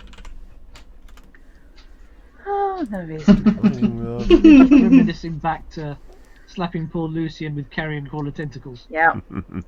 Henry the Carrion Yeah, Crawler, yes. That's I see no Sometimes. reason why you shouldn't be able to do that. I think the main reason I gave you ventriloquism was because you are an illusionist, and I biased your spell list towards illusion magic as a result. Right. But I was there's no real reason why you can't swap that out. Either that one or. I mean. Illusion magic, yes, but I'm thinking higher level illusion magic would be more effective for the things that Nablob will be getting up to. But, like, Divining Rod suits for finding objects that he's lost in a workshop or something like that. Okay, so to add a spell to your character sheet, all you need to do is find that spell in the spell section. And next to it, there's a little shield icon. If you click on that, it will bring up the description, but that's also a handle that you can use to drag it. And if you just drag it to your character sheet, it will add that to the character sheet. And in the meantime, Oh, nice. I will remove ventriloquism. I already did it. Oh, you already did it, so I won't do that because it was about to remove Unseen Servant instead, because the ventriloquism disappeared just as I was clicking. So there we go, all good. As a specialist, you will see that you have got 2 spell slots at level 1 per day. The reason for that is that you're a specialist. One of those spell slots must be an illusion spell. The other can be any spell that you know. Okay. Where are my spell slots located? I've just closed How the do I? character Oh, there it sheet, is, so- right there. Duh. Okay, I see. Yeah, when you're in Down. preparation mode, it shows your arcane and divine spell slots per level up at the top.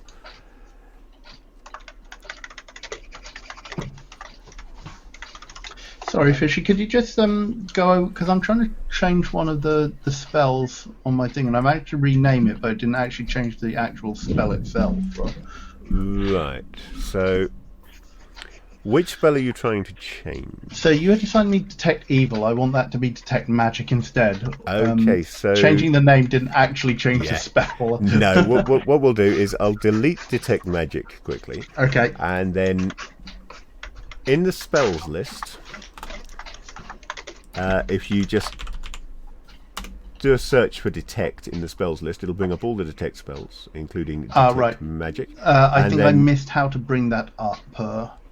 Right, so right-hand side of Fantasy Grounds, do you have a skills button? Because if not a skills button, a spells button. A spells button. Because if not, I will tell you how to get one. As in the sidebar which says characters, notes, images, etc. That's the one, yeah.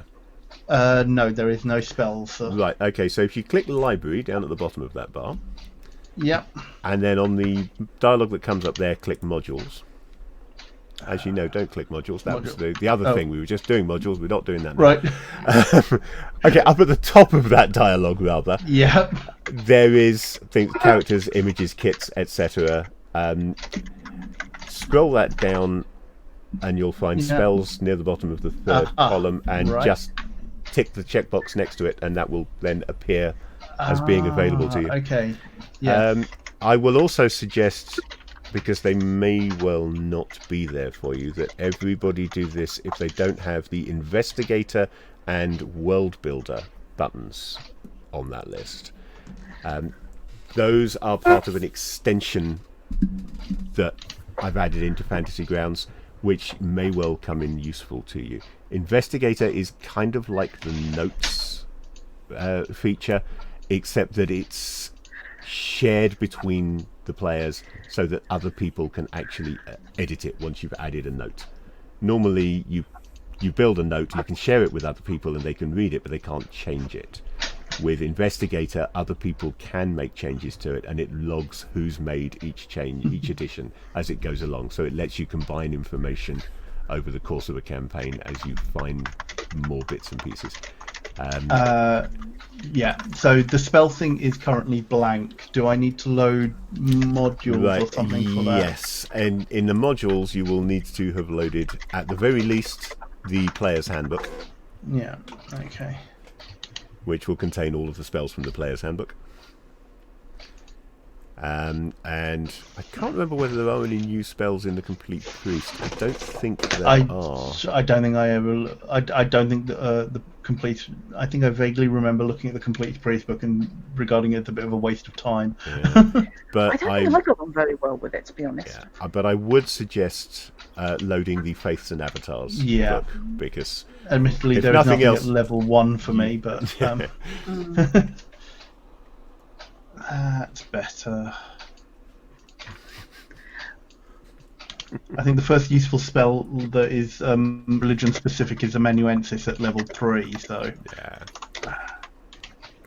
But if nothing else, if the Faiths and Avatars book is loaded, then in the library that will show you the reference manual for Faiths and Avatars, which is essentially the entire text of Faith and Avatars available within Fantasy Grounds. Now, I know you've got the physical book you can look at. Yeah. But it does mean that you can, if you want to, look this stuff up within Fantasy Grounds. Potentially useful for things, from my point of view as a DM particularly, useful for things like just sharing information from that without having to go hunting elsewhere. Fair.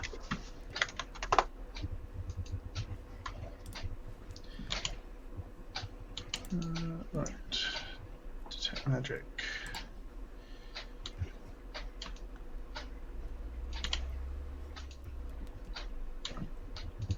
There we go. Okay. Right. And then we move to that. Okay, right. I think I am done. Wow, that was fast. That's not the most intuitive way of doing it, but I think once you get the hang of it, yeah.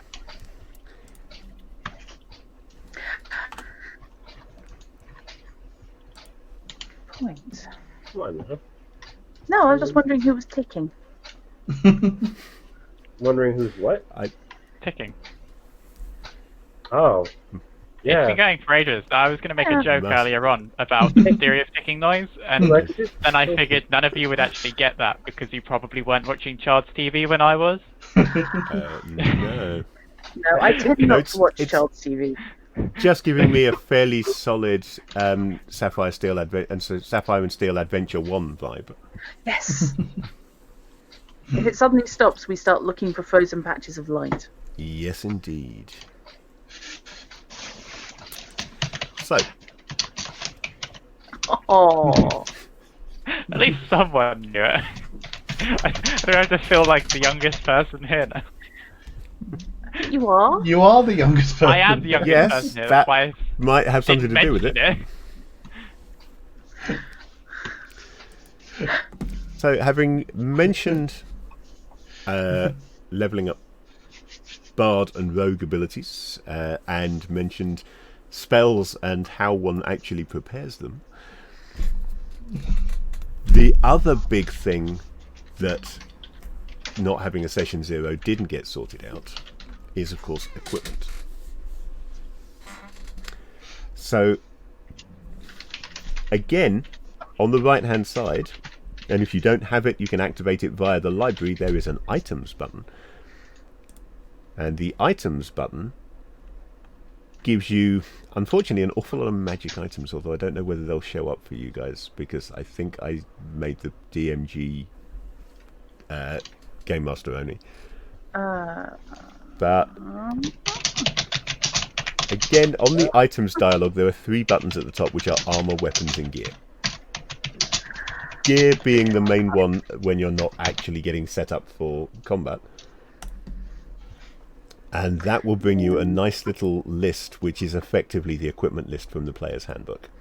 Yeah, GM only. Is all of it GM only, or? Well, the items are. All items are. Oh, that's annoying. I've got group all, and then I'm looking at each of the tabs in turn. See if And annoyingly, I can't share that list, which would have been ideal. Okay, so that makes life far less convenient because you can just drag an item from there to the character sheet and add it to a character. But obviously if you don't have access to that list of items, then no, you can't. You should still be able to get at the equipment lists, however, if you go into the library and click on the player's handbook.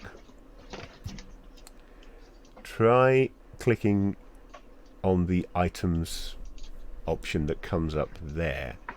That's a far less useful list because it is literally just a list of items rather than having an actual table with costs and so forth.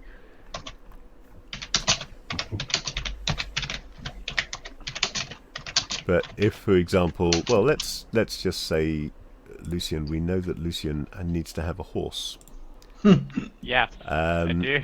And it's not on his character sheet at the moment. And a lance. I think I have the lance, though. You have the lance, You know but you how don't have a expensive horse it to use it with. You know how expensive it is to keep a horse fed and stabled and all that? Cheaper to just eat the horse. So, Yeah.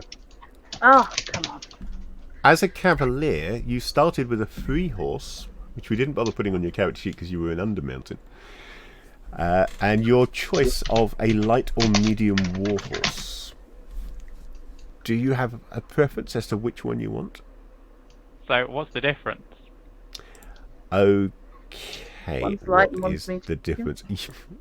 Yeah. Well, yeah, that speaks for itself, but in some extent, yeah, they have different stats. I can tell you that. good start. Yeah, I know. I'm really good at this.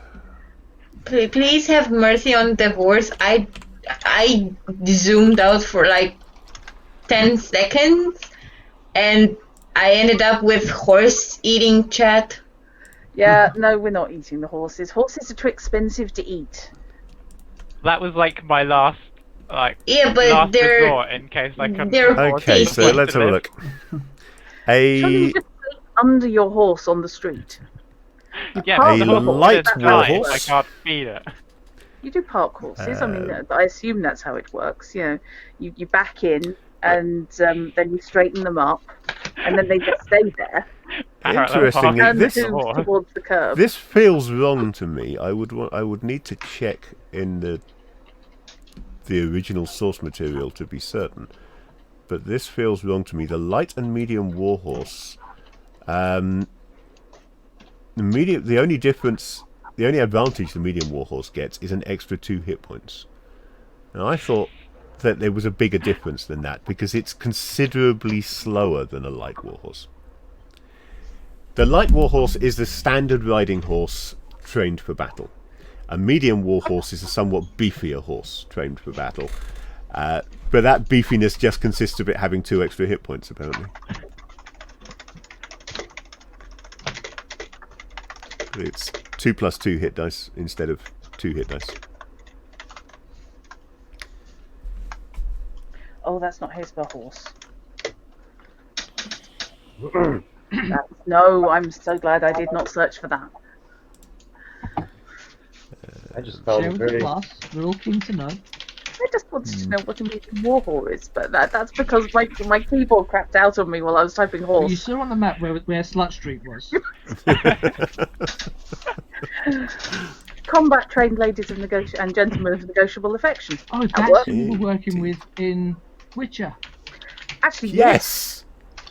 Yes, it very much was. I'm Yeah, going to the open up the lady had- Monstrous Compendium and check horses to see whether I'm misremembering how big a difference there was between light and medium war horses. While Or we're doing whether- this, what we need to do is figure out a name for this horse. That's probably far more important, yes, is the Yeah. horse. The horse is Yeah. also of charger quality, which is something to do with rules in the DMG that I have forgotten completely to look up. So it's got a 454 cubic inch Hemi engine. That's Maybe I entirely should possible. name it It may Squire have. so I can pretend I'm a fully fledged knight. So it'll be me and my squire. Okay. That's the other advantage that a medium warhorse gets over a light warhorse. It gets 1 extra attack per round. And actually does get better damage on its attacks per round. So let me see whether I just failed to notice that in Fantasy Grounds. So, attacks... Right, yeah, Fantasy Grounds isn't showing the extra attack per round. It is showing the better damage, but it's not showing the extra attack per round. Interesting. So I will need to edit that and give it So the 3 basically, attacks. I'm picking between speed and attack. Speed or extra, yeah. Yeah. I mean, both cases it is trained for combat, which means that it's not going to panic and throw you off the moment you get into a fight. But the light warhorse is a faster horse that's less useful in a fight, less useful in terms of it being able to aid you rather than just carry you. The medium warhorse is a slower horse, but it's far better at fighting along with you. Also, they can carry a lot more. Medium warhorse And yeah, can carry that's significantly something more. else that I was looking at in Monsters Compendium, because Yeah. as they're written up at the moment in Fantasy Grounds, they have the same incorrect encumbrance allowance. So they? that's something that will need to be adjusted. Coolio. It's all in the description in Fantasy Grounds, but it's not in the actual numbers. So fortunately, it's not really going. Those numbers aren't going to automatically be applied anywhere, so it doesn't make a big difference. The medium warhorse can carry 220 pounds unencumbered, where the light warhorse can only carry 170. So once you start getting into heavy armors, it's going to make a difference potentially what you've got. You're not. This is, although you are given this horse gratis as a part of your character when your character is created, it's not like a wizard's familiar or something or a paladin's warhorse that is bound to you.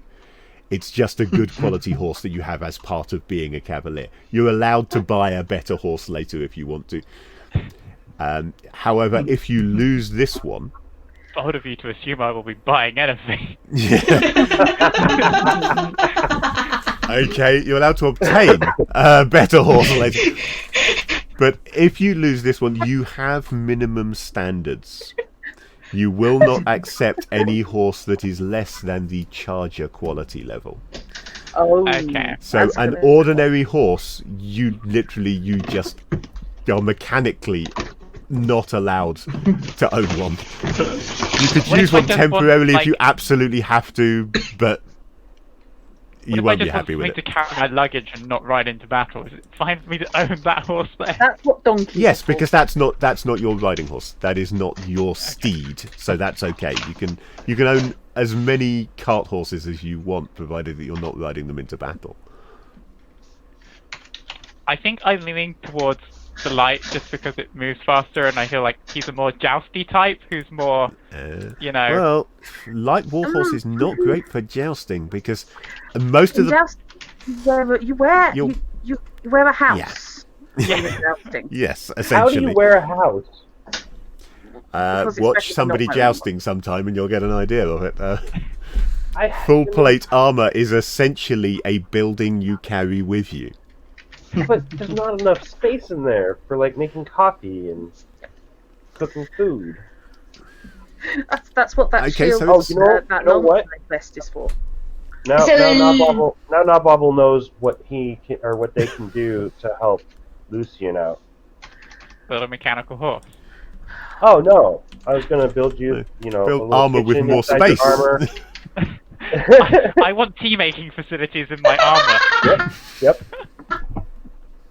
I didn't say I I'm was now going to be a thinking useful character. metal, Hang some on. kind of water reservoir is the obvious way to go. Is Lucian actually now just wearing a samovar?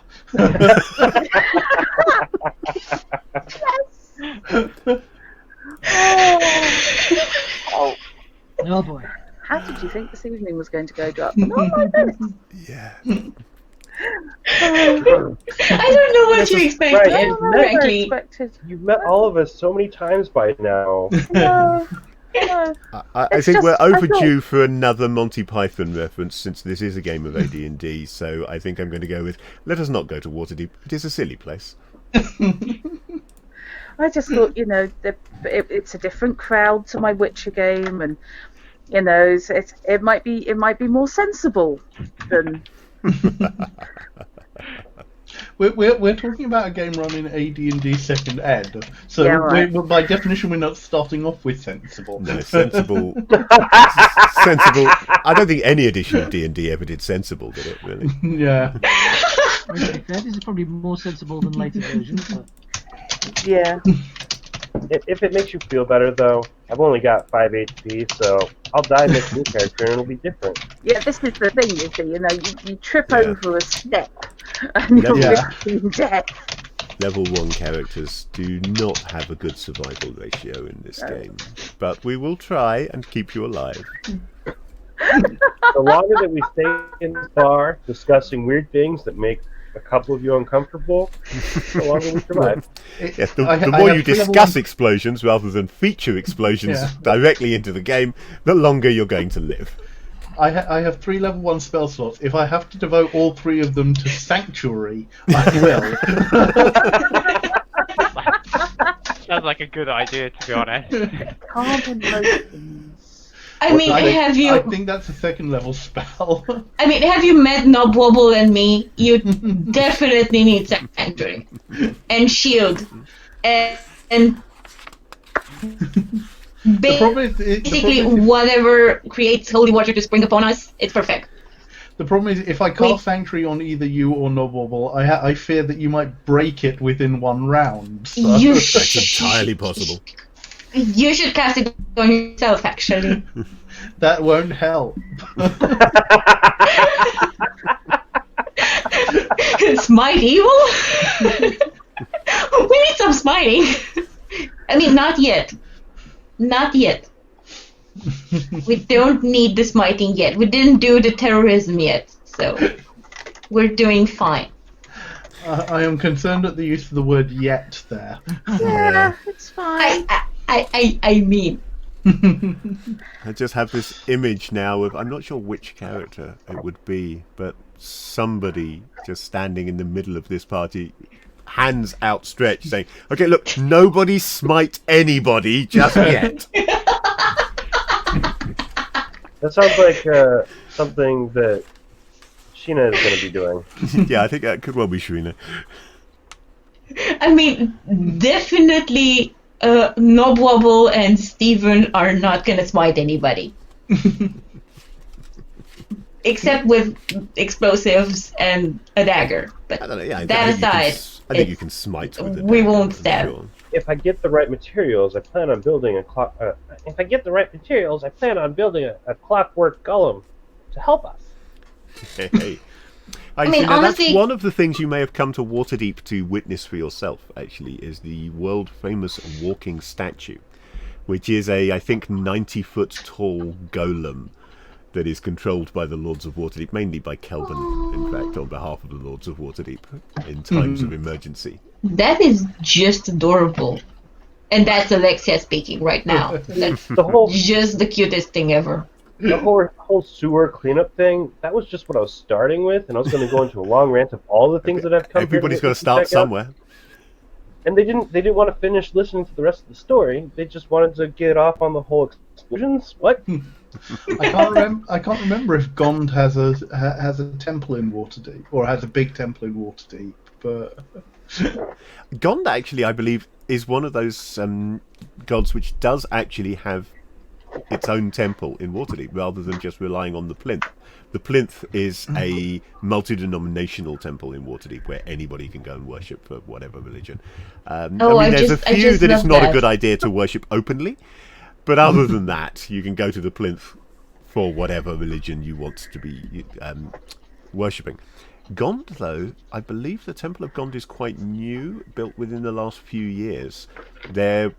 Since the time of Troubles, when the avatars of the gods walked the realms, in some cases, interestingly, there's been a bit of an upsurge in most of the religions.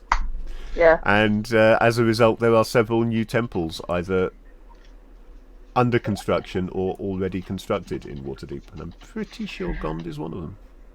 It's fairly Pratchettian, isn't it, in terms of atheism? Very much like the Discworld, where the gods can come round and smash atheists' windows. Yeah. Yeah. It's less that you don't believe in any gods, it's more that you don't worship those ones.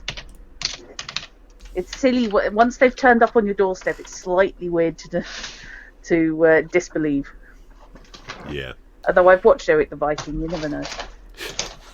So, Robinson, having finally found the horse quality table, because I couldn't find it in Fantasygrounds, so I had to go to an actual book, which is a well-loved Savage. book that is due to fall apart any minute now, because this is my original AD&D 2nd edition DMG that we used in a lot of games. A charger, which is the highest quality of horse that you can get. They cost 4 times the normal amount, so if you want to replace it, it's going to be a lot of money. But in return for that, it gets 150% of its normal movement rate. Okay. So your horse is really damn quick. And also 133% of its normal carrying capacity. So your light riding horse can bit carry good. quite a bit. And is really, really fast. Speed! Yeah, normal Rocket. speed would be 24. So that means you've got a speed of 36. So You know, Robin, I just realized that Really? if we run out of food for the horse, you could just teach it to eat meat. Are we going more Greek myths now? Remember whose horses it was who did. I also noticed that I have Ones got the some Labours of Hercules. pencil adjustments I mean, on this chart. I was honestly imagining horses crossbred with pigs. Well, that's And- not disturbing. Yeah, exactly. That's not the. No, it's fine. That's Horses with getting horses. slightly Sitting into down. Warhammer Dwarf territory there now. They tend to ride around on giant boars. I mean, no. I mean horses crossbred with pigs, not Yeah. giant boars. Not- Those yeah. are pig-shaped creatures. Just long, slender legs and a This is- snout going. This is just a horse-shaped creature that gives bacon. That's fine. I Well, if didn't they- need to if they see eat it tonight. bacon, It's I all think real. that's called a horse. If they're a war horse and they're trained to eat, flesh, they can help you fight more effectively. And get a meal while fighting. Oh God, where was I reading about vampire horses? Something I had don't that. know. Nor, I'm fairly sure, do I want to know. Other fish. Sadly, I don't think Lucian would be okay with a vampire horse. I don't know, it depends. What does my vampire horse drink? Blood from? I don't think a vampire horse is really appropriate for a lawful good cavalier. Yeah. I mean, the horse only eats the blood of the undead. Doesn't that kill Undead have vampires? blood? Well, some They of should. blood, I suppose. I mean- If Oh. they're vampires, yeah, you might need to delay slaying the foul vampire until after it's eaten, so that your horse can get a meal. just that delicious, delicious blood. Shall There, be named Demon Eater. there were carnivorous horses or horse analogues in the Belgariad, of course. Yes. There's a villain turned up riding something that looked like a horse but wasn't. Thank you, Diomedes. Looked like a horse That was going to annoy me. It was a zebra. It was No, they were- horse-shaped. It was horse-shaped but had claws and sharp teeth and was a meat Oh. eater. Yeah. Oh, delicious. Yeah, horse-shaped in the same way that a panther is kitten-shaped. Actually, that's now just put me in mind of the Lucrota, which often is shown as like Yes. a pig-like creature with horse teeth. Yeah. Hmm. And that you get to fight if you play the Mensaperanzan video game. Yeah. Yeah, that's a fight that took me a while.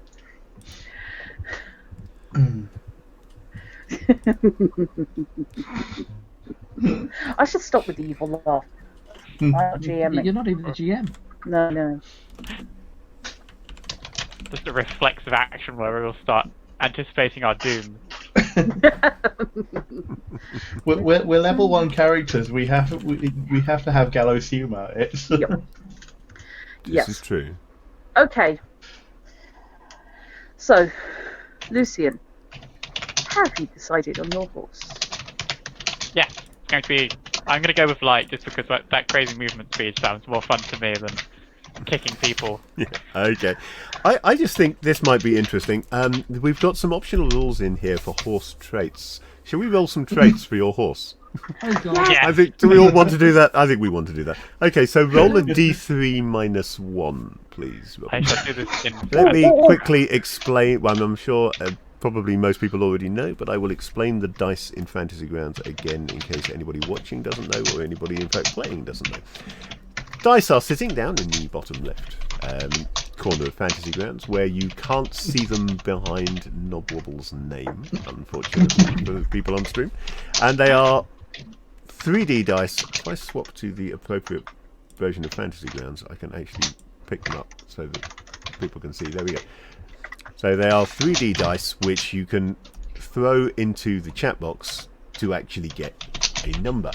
If you throw them anywhere except the chat box, they're 3D dice, so you can still read the number on the die, but it won't be reported in chat or do anything mechanically, and nobody else will see it. So it is possible just to roll dice for your own interest by throwing them anywhere else on the Fantasy Grounds screen and just reading it normally.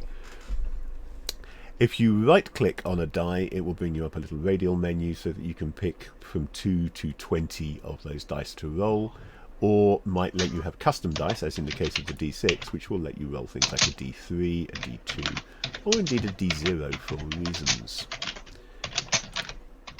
Also in the bottom left by the dice, there is a modifier box, and in this rule set, a set of numbers from 1 to 5, plus 1 to 5 and minus 1 to 5, which you can simply click on to activate, and those modifiers will be applied to the next roll that you make. So in the case of a D3 minus 1, for example, you could just click on the minus 1 button there, then pick up a right click on a D6, go to custom dice and select D3, throw it into the chat box, and it'll roll a D3 minus 1, which in this case I've just rolled and come up with a result of 1. But that was me rolling it rather than Robinson rolling it. So Robinson, either in Fantasy Grounds or with real dice, however, whichever you prefer, roll me a D3 minus 1. Right, I have to do. It's the custom dice on the D6, isn't it? Custom dice on the D6 will let you have a D3. Yeah. There we go.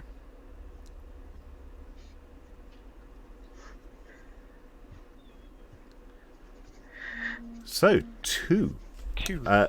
So twice we will have a D10 for each of these two traits. There is a different column on this horse traits table, depending on whether your horse is high-spirited or a charger, such as yours, or nag, broken down, or average. So high-spirited and chargers aren't likely to get the really bad results.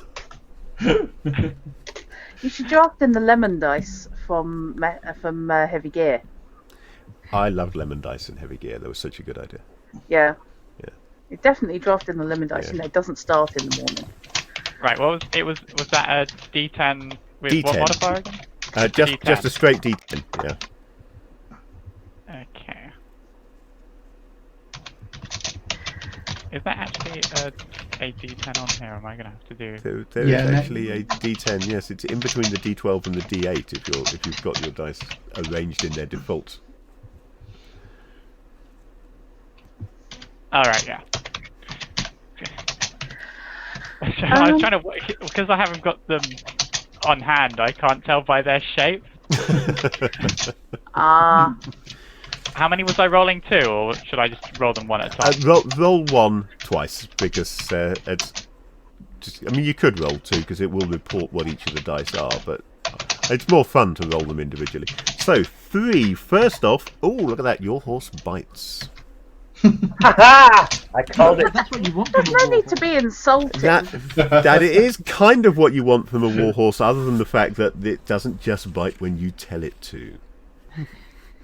Biters tend to take nips at their riders or those leading them, an uncomfortable but not dangerous habit.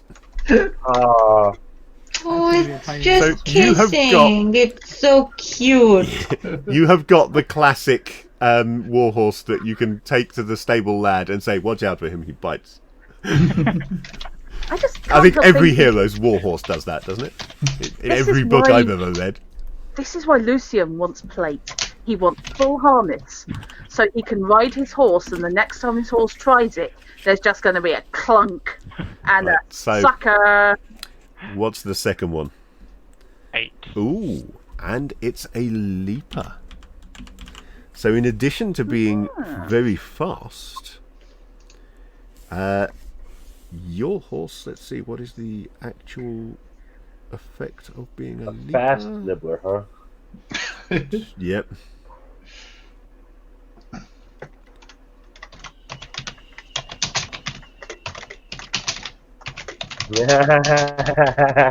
So far, I think the name that I chose is getting most votes. No, Always. No, I'm going with the one Alexia is coming. Just because I Okay. want to hear all of you try to pronounce that. I'm not doing it Strawberry without Leia? run up. It's going to get abbreviated. Are we going It's with this? shiny. I'm gonna have It's to- shiny. Yeah. Shiny. I just didn't know what the shining was. That's the word for shiny. to change it to- Yes, strălucirea is basically how we pronounce it in Romanian. Strelichia. Yeah. Oh, sounds that like was a flower. really good. Cool. Yeah. Okay, so leaper seems to be a personality trait, so there's no mechanical advantage. It can't jump further by being a leaper. It just likes to jump things. Okay. So basically, you may occasionally need to make a riding proficiency check if you want to go round something instead of over it. Particularly, once you've But driven does this Gansu mean his I head. don't have to if I want to go over something? But if you want to go over, yeah, just by default, this horse is going to take that route.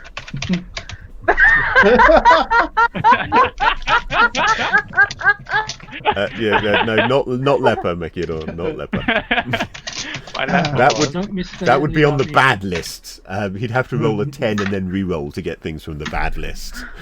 Hey, and if your horse gets a broken leg or anything like that, we don't need to put him down. I'll just build him a new leg. New leg. Ah, the wonders of magic. Or magic and science combined. Techno magic, yeah. Yep. Actually, Rastra? if he is a worshipper of God, then yeah. Give us a run up, Alexia, at how you say frog in Romanian. It's brasco. Ruska. Yes. Ruska. Yeah. As Which is is- that, I'm guessing. Yeah. It's a bit hard to pronounce. See, viewers, our streams are educational. We may not get a lot of D&D done, but you learn things. Exactly. I mean, excuse me, we learned how to use fantasy crowns, and we learned new words, and we got roleplay in. So, And there's a lot of things. Multifaceted. that's a good day to me. Yeah. Yeah. So far. Yeah, if you want to call it frog, Robinson. I will pass on naming it Oh, come on! It, I mean, I still There's- enjoy the there's whole zero zombie heroism leaper at horse all. thing going on in the chat. There have been I should numerous. go and fetch my trusty steed, Frog. Okay, come on. In another language. Less people that watch the stream are going to know. Like, Yeah. in this case, possibly Alexia and maybe one or two others. Also, Robin, I'm Don't know, 90 we have a big Romanian contingent in our viewership. But I'm not necessarily saying we haven't, frankly. Have you ever played Chrono Trigger, Rob? I mean, I have been trying to explain to my real life friend of like 11 years for like the past few hours what stream is, because while I adore her, she is completely, away from all of this TTRPG gaming stuff. Yeah. So sadly, we could have had one Romanian in the chat supporting me, but she's not here. Oh, It's okay. you should send her nasty note saying, "Why aren't you here supporting me? I feel so alone." Yeah. I'm alone and abandoned. Forehead back of head. Oh. So, Speaking of the horse, did I Are just there other like, items casually that- leave it outside? other items that, yeah, there is stabling here. So your horse is. It's not actually stabling because this is a tavern, not an inn. But there is. I was hoping that you would have said no, there was no stabling, and he just walked in with his horse right in the middle of the room. Think of any western you've ever seen. There's a hitching post. Yep. Round the back of the reins. tavern. It's round the back so that it doesn't block the street. And then you have the double width ones with the hash lines painted down so that the disabled adventurers can park the horse much more easily. Gotta admit, I'm just waiting at the moment for something strange to happen with my PC because the cat is actually sitting on my keyboard now. Oh, If everything baby. crashes, it's the cat's fault. Yeah, this unfortunately means that not only is he sitting on the keyboard and thus pressing keys, he's also pressed right up against my touchscreen. So anything could happen here if I don't move him, and he doesn't look like he wants to be moved. Cat and move it. It's okay. It's the cat's blessing. Whatever happens, it's the cat's way. No. See, my cats are trained not to step on the keyboard or near the screen. They just squish in between the edge of the computer and my belly. They just like strangling you. I know what we should do now. We should have a Discord poll Oh yes. for the horse name. Yeah, there was more votes for Frog than anything else. 'Cause I now cannot. we have a perfect excuse to shield the Discord. Phantom Bot does I actually just- have. Oh, there we go. Drat has found the poll option on Phantom Bot. I knew it had a poll come Yes, up. I Oh, don't. nice. I don't tend to use it. But yeah, you guys carry on. I'll just go off to the commands. It's fine. So yeah, you I just sort love out. the idea of Lucian just having a very pompous name for the horse. Like the think kind that's of name a hero would have. It's probably named after some storybook hero that he really. I Yeah. have this idea in my head that whatever Lucian names its horse, it's going to be very Banksian. Quite Does he possibly, name the- Yeah. Does he name the horse after his knight that died? No, because he's already had the horse that- a while. yeah. Yeah, that would be the Um, next horse that would be named Banshan.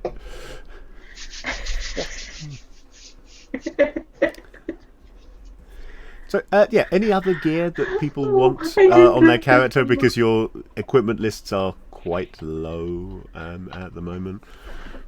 No, I think I've pretty much finished off mine. Yeah, Okay. me too. Mine consists of a lot of paper.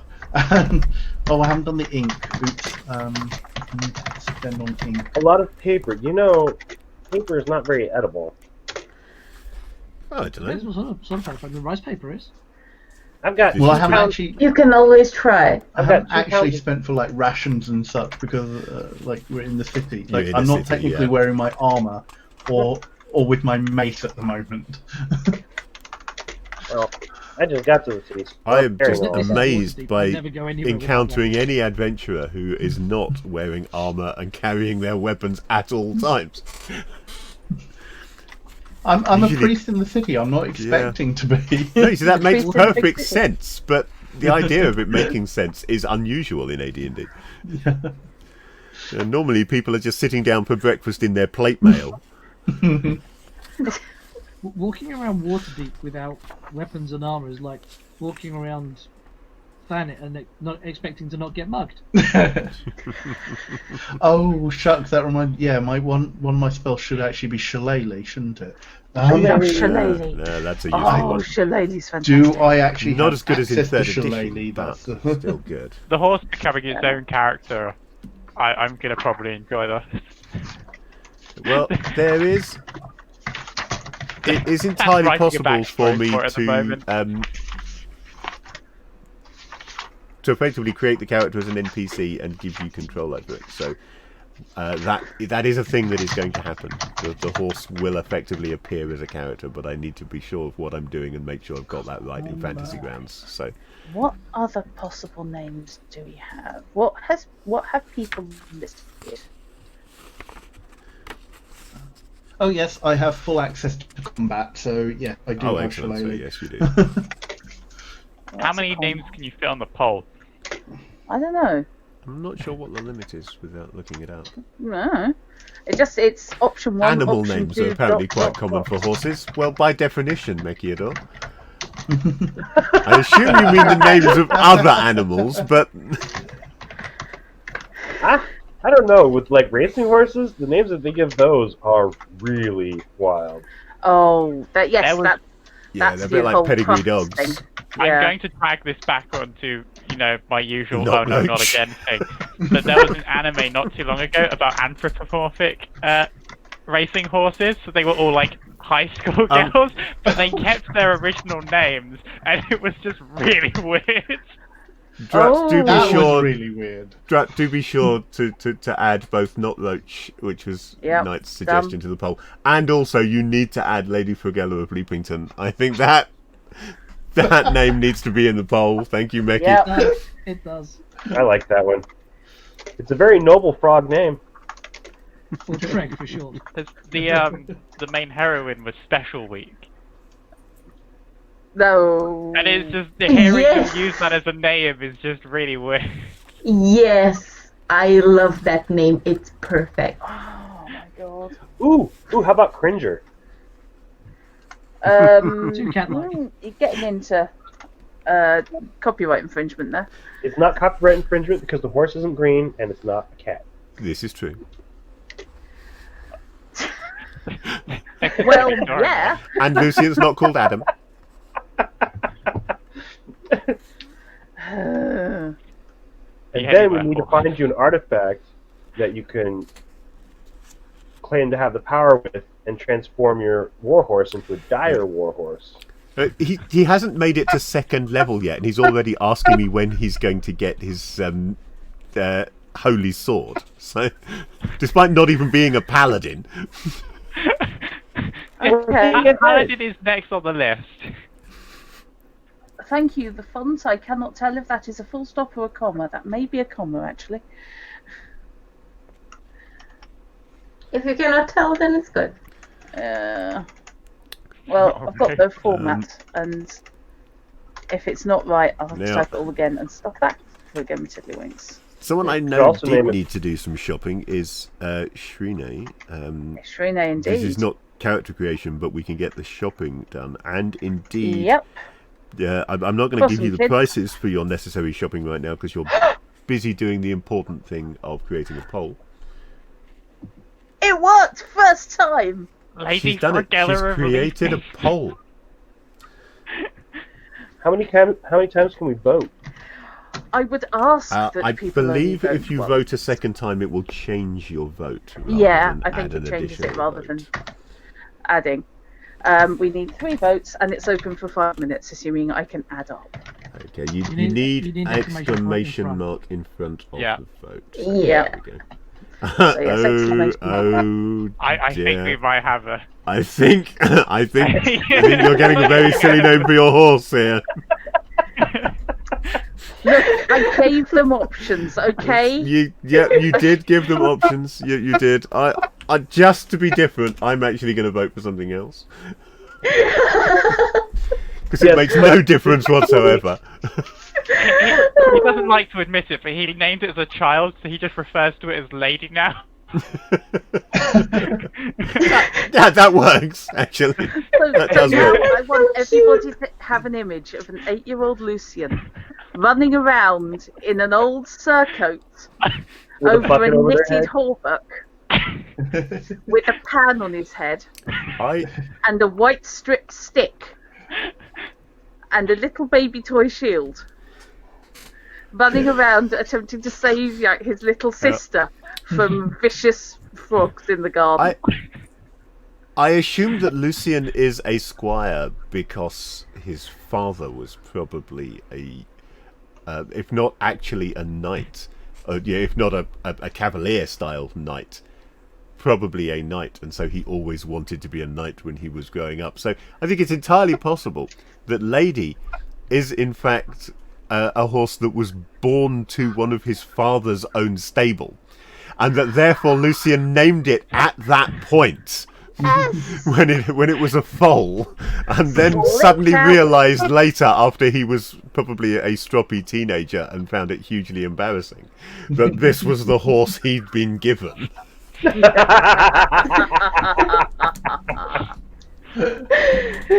I just imagine a lady being a male horse. Oh God! Yes, didn't The check. gelding, yeah. Anyway, you're not necessarily going to make the connection, you know. You're a small child, Exactly. you know. What's a small child gonna know about Yeah. horses? This would explain so much about why Lucian is so Lucian. dead. Yeah. Anyone else wants to vote? Just go for it. I think we have I think at this point that's James' the result. I'm going to leave that open the full 5 minutes. Right, I need to go shopping because Shrine definitely. Yeah, needs, I'm just trying to remember demand where for- I found the price for Carp's fishing net. Huh, yeah, I It is put a lot actually of in the Scotch in there. in the player's handbook. So okay, Yeah, it's page 91. yeah.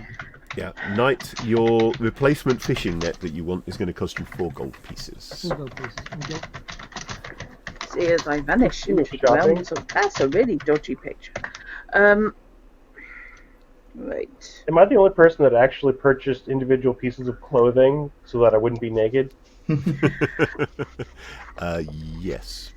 Cool. Yes, you are. Although that is very much a thing, I need to dig out my old clothing tables that from back when we were playing this game Yes. in the 90s, because I had really detailed a whole page of detailed clothing options for AD. We definitely should have purchased clothing. I was only interested in daggers.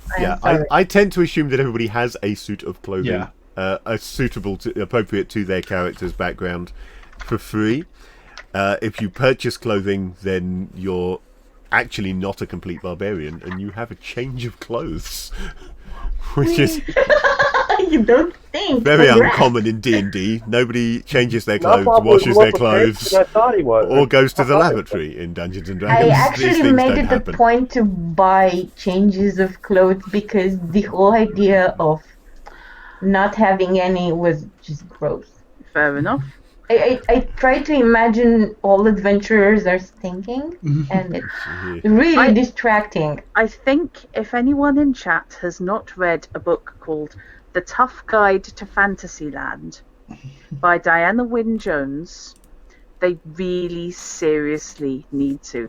It's basically an encyclopedia of fantasy tropes written as a travelogue, written as a travel guide, Does it which include the whole explains encountering the princess inside a moving carriage getting Yeah. attacked by bandits thing? which it all explains things like why you can have a party with many of them riding mares and some of them riding stallions, and yet not have any trouble between the horses, because horses in this set in Fantasyland obviously reproduce by pollination. Oh, nice. But no, it's written as a tour guide. The Tough Guide to Fantasyland. It is It is amazingly good. It It's really is. good And for how just everyone's dipping colour into. coded. It's very good for If you for see a just dipping redhead, into. they're magic. If you see a redhead, they either know magic or will know magic.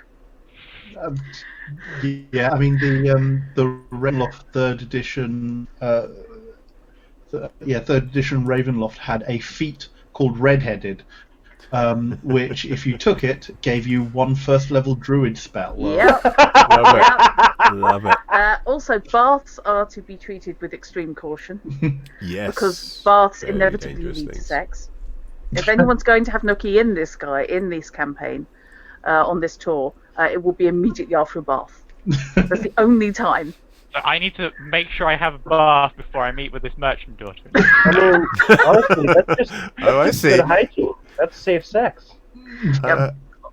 And adventurer boots come with innate antibacterial qualities because everyone just stamps their feet without socks straight into hide boots, and yet nobody ever has smelly feet. I perceive that Lucian has a very direct method in mind for how to get this girl away from her current paramour. What is Lucian's charisma, by the way? That is a very good question. Charisma 13. It's above average. Okay. That's mostly his charming good looks. Right. Not his ability to actually, speak. I must admit, I have always kind of assumed that if a character comes across as a total clod or a bastard, but they have a high charisma, it generally implies that the charisma comes from somewhere else. Yeah.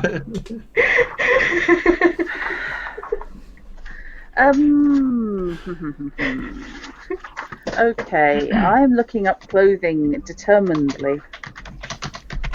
I should have really see if I could dig out my copy of Aurora's Whole Realms catalogue. Oh, yes. yes.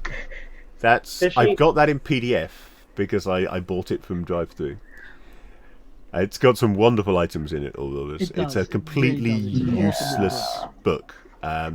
It's quite deliberately filled with items that are not really any use when adventuring, which makes it very unusual for an equipment book in a game like D&D. Yeah. I'm assuming that I got, let's not go with kicked out, but vacated with all of my previous belongings. Yes. Which would mean I probably need something a bit more formal to wear for official events. I mean, you've probably got dress out, like a dress outfit. I mean, when you're depending on what sort of formal event, your chainmail is not an entirely unreasonable. It's the equivalent of wearing a military uniform. Interestingly, you will be losing one item from your equipment list, however, because you have a surcoat in your equipment list. Logically, that surcoat will have... Actually, no, I'm going to let you keep it, because it's not going to be the Gontil coat of arms. It will be Sebastian's coat of arms. So, since his family no longer have a use for you, essentially, because he was the knight, his wife and the remainder of his family have no need for a squire, so they have let you go, so to speak. But at the same time, they don't really not being knights themselves. They don't really consider very much what the heraldry is all about and what it's for. So you actually still have your surcoat with his coat of arms on it, even though it's not your coat of arms, and even though you're no longer serving anybody whose coat of arms it is. At least I get to keep one sort of. So you have a memento, if nothing else. Memento, yeah. Yeah. Just make your own coat of arms. You're your own person. That's a little bit further down the line once I've achieved some grand accomplishment. So you want your holy sword now, but you want to wait to get your coat of arms. Absolutely. Well, it's a matter of priorities. You get the holy sword, right? Then you go on your quest, you save some famous person, you become powerful, and then you base your coat of arms on that adventure. The coat of arms is the last thing you do. You can't put a dragon on your coat of arms if you haven't slain a dragon. You've never slain a dragon. Well, you can, but people are going to laugh at you. You can just put the microphone on. Wait, what about befriending a dragon? If you just meet the dragon and befriend it, that counts, doesn't it? Yeah, absolutely. I mean, that would be another reason. You have to have done something dragon-related, really, though. See, I'm hoping that we come across a dragon so that I can get them into a business deal to supply me with things so that I can build things for them. So we can go into business. No, you see, that just proves that you don't play Shadowrun. Because never cut a deal with a dragon. Yeah. Shadowrun has dragons? Yes. One of them got elected president of the United States. Yeah. Shadowrun is basically a fantasy cyberpunk game in which God, magic, I elves, really need to etc. get into Shadowrun. have come back. So yeah, you've got elves and trolls and dwarves and dragons and things in a world that also has net running and computers and guns, and it's generally a very fun game. It's not as hardcore as Cyberpunk. Cyberpunk is real Cyberpunk. Cyberpunk, you're in deep trouble the moment somebody pulls a weapon on you, because no matter how good you are, things can go horribly wrong and you can die very easily in Cyberpunk. Oh, you mean like it's for the real Cyberpunk fans. Shadowrun is far more easygoing. It's kind of Cyberpunk. It's got a lot of the Cyberpunk feels, like the bad corporations and so forth. But it's also, without house ruling it, every edition of Shadowrun is difficult to die in. Every time I've run it, no matter which edition it has been, I have house rules the damage system to make it more dangerous. Because we did some tests on average rolls with first edition Shadowrun at point blank range. If you were wearing the standard armor, you could be shot with the heaviest pistol in the game and not take a single point of damage. Yeah, house rules happened. House rules happen. Okay, house rules happened. Right. Okay. I apologise for the digression into Diana Wynne Jones, and then we wander off into Shadowrun. And Shadowrun, yeah, but yeah, that's fine, because as I said already, you're not going to get into the actual scenario this session. This is a session 0, but with character interaction and role play. So, I'm relying on you guys to do role playing and digressions to stop me having to introduce the plot early. Okay, so we'll do a because you little really want to digression introduce it early, huh? by the way, it was 7 that won. Lady Frogella did indeed. It did indeed. Yep. Yeah. That was a while ago. Was. That was. Yep. There was no doubt that it was going to win. I mean, I've adjusted our audience, the people here playing. I've adjusted Lucian's inventory in case Robin Zen forgot to put the name of the horse on there. Oh, that's horrible, Fishy. Hold on. I was actually about to add it, and then I noticed an empty bar show up, and I thought, oh, okay, he's already adding it. So I'm just The wonder of being the GM is I get access to everybody's character sheets. I was trying to find the where to press to add another line. Yeah, and then as I was looking, another line appeared. What I will do is I will give, effectively, I will put, as I said, I will put Lady into the game as an NPC, essentially, so that she is, or he rather, is actually a character in the game. Just not a player character, so therefore not on the party sheet. Are we going with the fact that it's a he? I thought we'd established that. I mean, okay. Maybe that was just a joke. I don't know. It's hard to tell. I mean, I find chat was like going off on random backstory for it. So yeah, true. Yeah. I think now is fine. I think now your horse has more backstory than any of the characters do. So. You see, I've just got tragic divorce, and having two households growing up now. Dad knocking off one of his co-workers and moving back into the guild house, and Mum wandering off with one of her friends. Yes, the backstory is that Lady is a stallion who only responds to frog, and because he is called Lady all the time, bites. Do you think that's why, do you? Yeah, Lady has a very strong sense of self-awareness yes. for a horse. Oh dear. Is a warhorse's mouth big enough to fit a gnome's head in? Because that worries me. Fortunately for you, no. Okay, so the Bar Between Worlds, Fish, logically has a stable because all these heroes need somewhere to park their horses. Okay. So Roach, Frog. Now I'm looking up the name of Sparhawk's horse. Yeah, I was trying to remember that. I thought that you might know it. Farron. That was it. I'm so sad. All hyper-intelligent war horses that know their business rather better than the person who's riding them. Yeah. Or at least as well as the person dear. who's riding them. I think they're all kicking back, slightly fermented hay, getting a little bit tipsy, while their owners are inside drinking. Is that not right? Yeah. Was Feist who did the bar between worlds, wasn't it? Well, yes, that was a part of the. There was definitely a bar. Yeah. Was it the Hall Between Worlds? Yes, I think so. Called, but, Yeah. I mean that was an idea. Again, that goes back to first edition AD&D, like Feist's Rift Wars.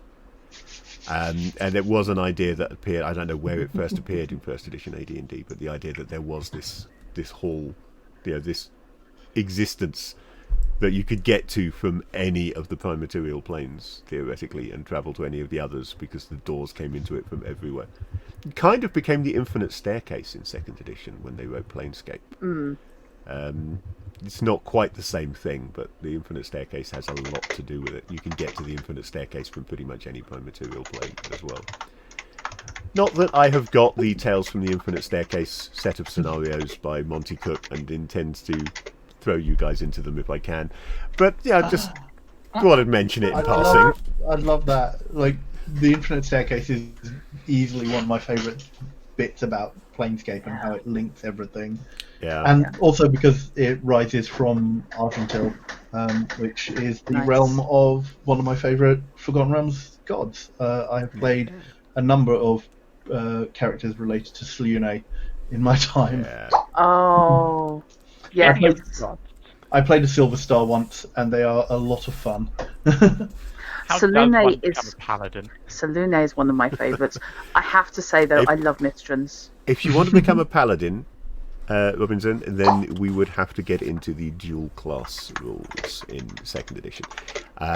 Human characters cannot be multi-class, and demi-humans can't be dual class. The way a dual class character works is you literally start again with a new class.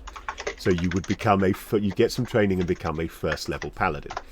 Now, in theory, you still have all of your abilities as a whatever level fighter you were beforehand. But you can't use them. But if you want to earn experience points, you're not allowed to use them, essentially. Until your new class equals the level of your original class. Yeah. That explains so much about Cecil in Final Fantasy IV. You level up, you get all strong as a Dark Knight, and then boom, you go and decide, oh, hey, I'm going to be a good person, become a paladin, level 1 again. Yeah, there you go. Yeah, very, very early AD&D. Yeah. You do, I think. You get to keep your hit points. That's about it. Yeah. That you get. Well, I mean, hit points seem kind of good. But yeah, if you've got a few hit points, that's really handy. Being a first level character who actually has like 30 hit points makes a big difference. Maybe don't worry about being a paladin. Just be tilting at those windmills. I mean, unless you are. Thought that. Unless you are specifically religious, then there's no need to be a paladin. They are religious warriors. They're holy warriors. Do you really need to be holy? I thought you were just going to be noble. Yeah, no, I was just wondering in case. I don't think you have the stats to be a paladin anyway, because you would need to first adventure long enough to get enough wish spells to get your ability scores up to the requirements. Paladins, again, second edition AD&D and first edition AD&D, you have ability score requirements for specific classes. So you have to have a 9 intelligence to be a wizard, for example. So you don't need to be smart to be a wizard. You just can't be dumb and be a wizard. No. Paladins, though, are another matter. Paladins, I'm sure they need a higher charisma than you've got, for starters. I think they may need about a 17 charisma. Wow. Okay. Swashbuckler Paladin who needed... the Swashbuckler Paladin. Everything. We spent ages rolling dice to get a Swashbuckler Paladin, because add that kit to that class, and you have a requirement for every single stat. Wow. Yeah.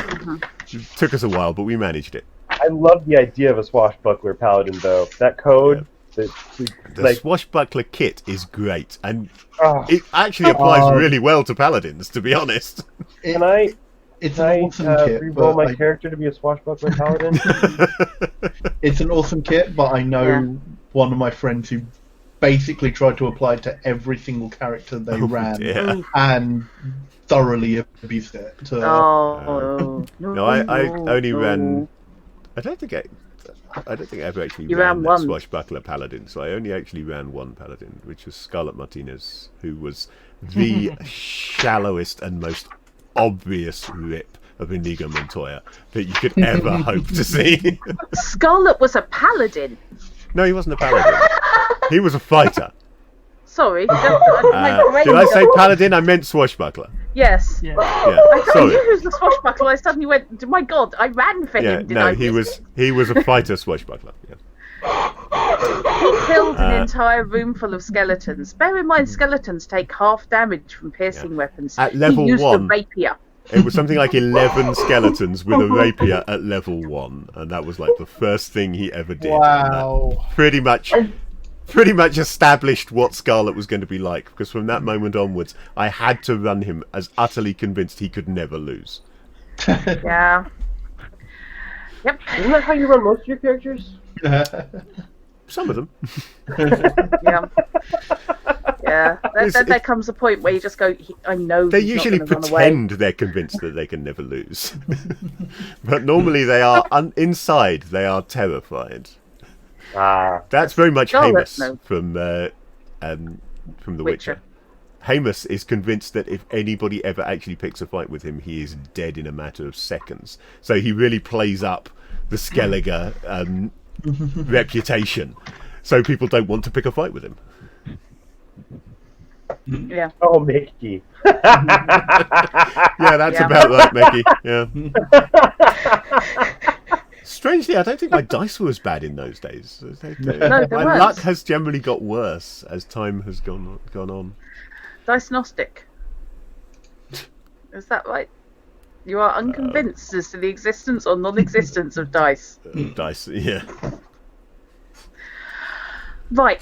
Can I please have a price, because I can't find one in the HP, for Yeah, a mantle, I- because that's all I need to buy for Shrine, and then I can get back to helping with the chaos in chat. You want a mantle, do you? I want a mantle and I want a mask. Okay, I think it's probably not unreasonable, depending on what kind of. Sorry, that was a very declarative statement, Yeah. wasn't it?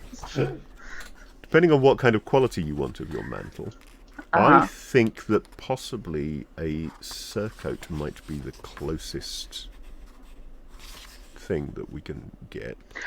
Are we having a different discussion as to what a hooded mantle is?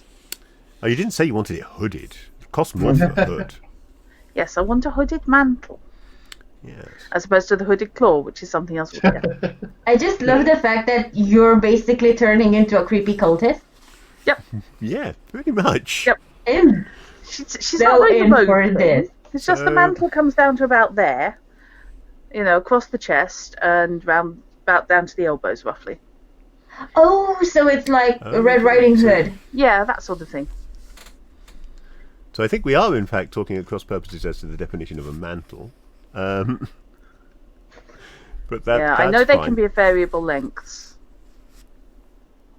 Yeah, They I can just be a imagine a full body. Oh yeah, no, God, can you imagine climbing with So- that? That would be. Yeah, I've definitely- seen enough anime to be able to imagine that. Yeah, no. Less a mantle and more a moo-moo. Yeah. Yes. Now, No, I'm thinking I'm basically, the short surrounding Yeah. cloak that, as I said, it comes down to anywhere between between shoulder and elbow. Dusters have them a lot. just one- Duster coats have them a lot. Yeah, yeah, yeah. I can see where you're coming from there. Yeah, Yeah. it's something maybe about playing games like D&D that my head tends to go to older meanings of words. No, that's fair. That's a more modern definition of a mantle. So now, I absolutely see it. Yeah. I believe what you're talking about is actually a chaperon, but I will double check. Well, on the that. chaperone was that weird one, so it does kind of Sort work. of a but- hood turned into a hat, turned into a hood, turned into a hat. thing. Yeah, don't make me dig up the Jason Kingsley video. But if anyone's not watching the Modern History channel on, it is Modern History, isn't it? On YouTube, but Jason Kingsley, who owns One piece Rebellion hood Games, and is cape brilliant. covering the head and shoulders, worn against cold weather. Yep, Sound like what you're looking for? that's the BC. Yep, that's a chaperone. Okay. Fair enough. Sorry, I did some research on medieval clothing when I was writing Simple Fantasy, so this is taken directly from Not my a problem, research. dear. Yeah. The only medieval clothing I've ever looked into is gambesons because I'm going to need to buy one. A mantle in medieval terms is an outer garment similar to a robe, but sleeveless and usually worn open at the front. Okay, that's cool. Yes, yeah. And if it's not worn with anything else, then that's what your traditional necromancer Yeah, I mean, wears. this is. I also was Bikini mantle. very keen to point out when I was writing up these descriptions that robes are not a standalone item of clothing. They are the No. equivalent of a coat. They're an outer garment. You wear clothes A robe is underneath totally your a robes. standalone. A robe is totally a standalone garment for wizards who are eccentric. Yeah, I did play a wizard once that only wore just wore and robes. it was Oh, fun love for the rest of the party. All I've understood from this description is that I need a white mantle so I can have it flutter behind me while I'm riding my really fast horse. well, you've already got Well, a it would be cloak. a circus. Does that not flutter enough for Very you? good. Everything needs to flutter. I need to look heroic. All the fluttering. Okay. Very picturesque. Cloaks flutter. So I am going to, for your chaperone, I think I am going to charge you. What am I going to charge you? There really needs to be a 20 gold. bigger list of items here. I'm going to call that 3 silvers. Okay, not a problem. And I want to buy. It's going to be a scarf probably, but something I can use as a mask. Okay. I'll tell you what. I'll charge you for a sash there Yeah, that because works. that's going the to be right a size. similar size sort of piece of cloth. Yeah, and I can have that tied around my neck when I'm not So using it, so I'm not going to that'll carry be it or another. anything. That'll be another 2 silvers. So 5 silvers, so half gold. Half gold, half gold, half gold on. Do I have any electrum? No. Well, why not? Are you Although, using if you Electrum want- in this?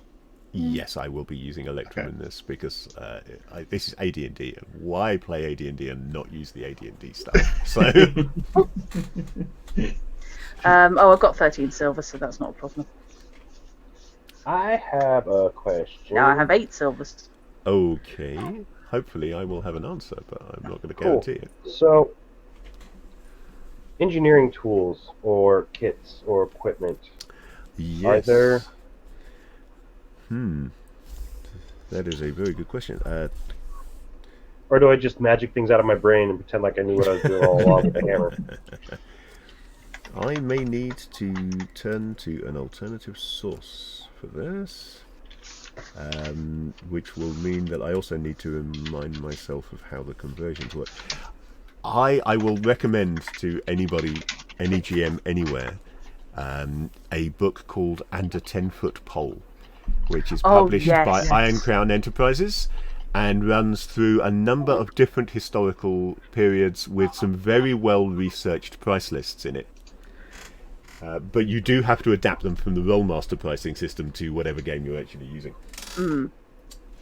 But even so, it's absolutely brilliant. Unironically here. brilliant. And under, let me see, not Renaissance, we need medieval, Middle Ages. Let's have a quick look. Now, D&D is one of the simpler ones. I should just be able to treat silver in this as being gold equivalent in D&D because Rollmaster is a silver-based economy. So, somewhere in one of these pages, Alchemy, Scriptorium,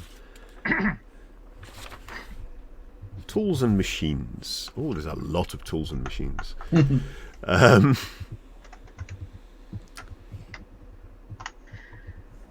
I'm so glad you established up front this was basically a session 0, because this session could just be 0, one of our yeah. standard muck around shoppings ones. It could be, but I if was it about to was, say.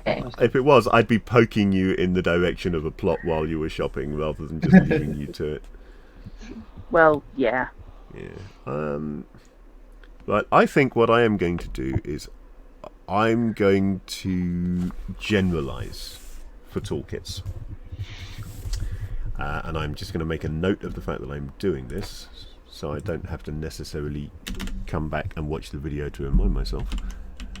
And I'm going to say that toolkits can be purchased for specific purposes and at specific quality levels. Okay. With a basic toolkit costing 5 gold pieces, a better toolkit costing 15 gold pieces, and an exceptionally good toolkit costing 25 gold pieces. Well, I can't afford the exceptionally. And I'm not sure I really need any gold, so I could just spend all of my gold that's left on the mid-range one. Yeah, I'll do that. And yeah, so what I'm gonna how I'm gonna say this works is that with the basic toolkit you can only do basic things, and if you try and do anything more complicated you'll have a serious penalty. You can do most things with the mid-range toolkit, and with the exceptional toolkit you can do pretty much anything and probably get a bonus to what you're doing. So at the moment you're just at the level where you can do whatever you need to do and not have to worry about penalties with it. Right. But You call later it on, mid-range when you can afford it, toolkit? you can go for a better toolkit. What was the quality level of the mid-range one? The 15 gold piece mid-range one, you can do most of the things, almost Right. everything What that your did you call skill it, set though? need. I hadn't come up with a name for it. Oh, okay. Nope, sorry. Well, I'm moving let's too call fast. it a normal toolkit, shall we? So that way we can have an inferior toolkit, a normal toolkit, and an exceptional toolkit. Okay. That works, and I'll make a note of that because I will not remember what on earth you're talking about otherwise when you say, I want to buy an exceptional toolkit, please. You know, I'm okay with you not knowing what I'm talking about. Yeah. That's okay, I don't know what I'm talking about normally, so why should I know what you are?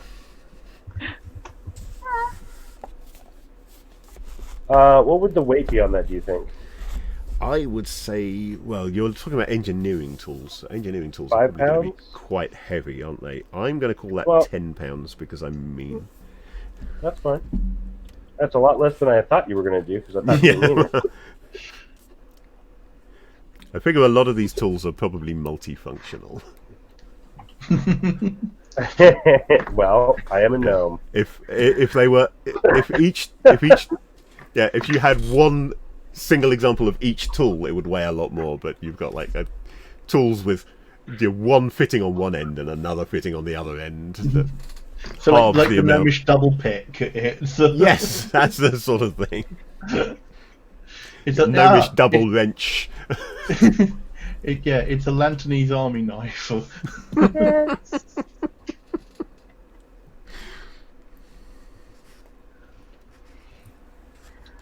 Keep messing with me.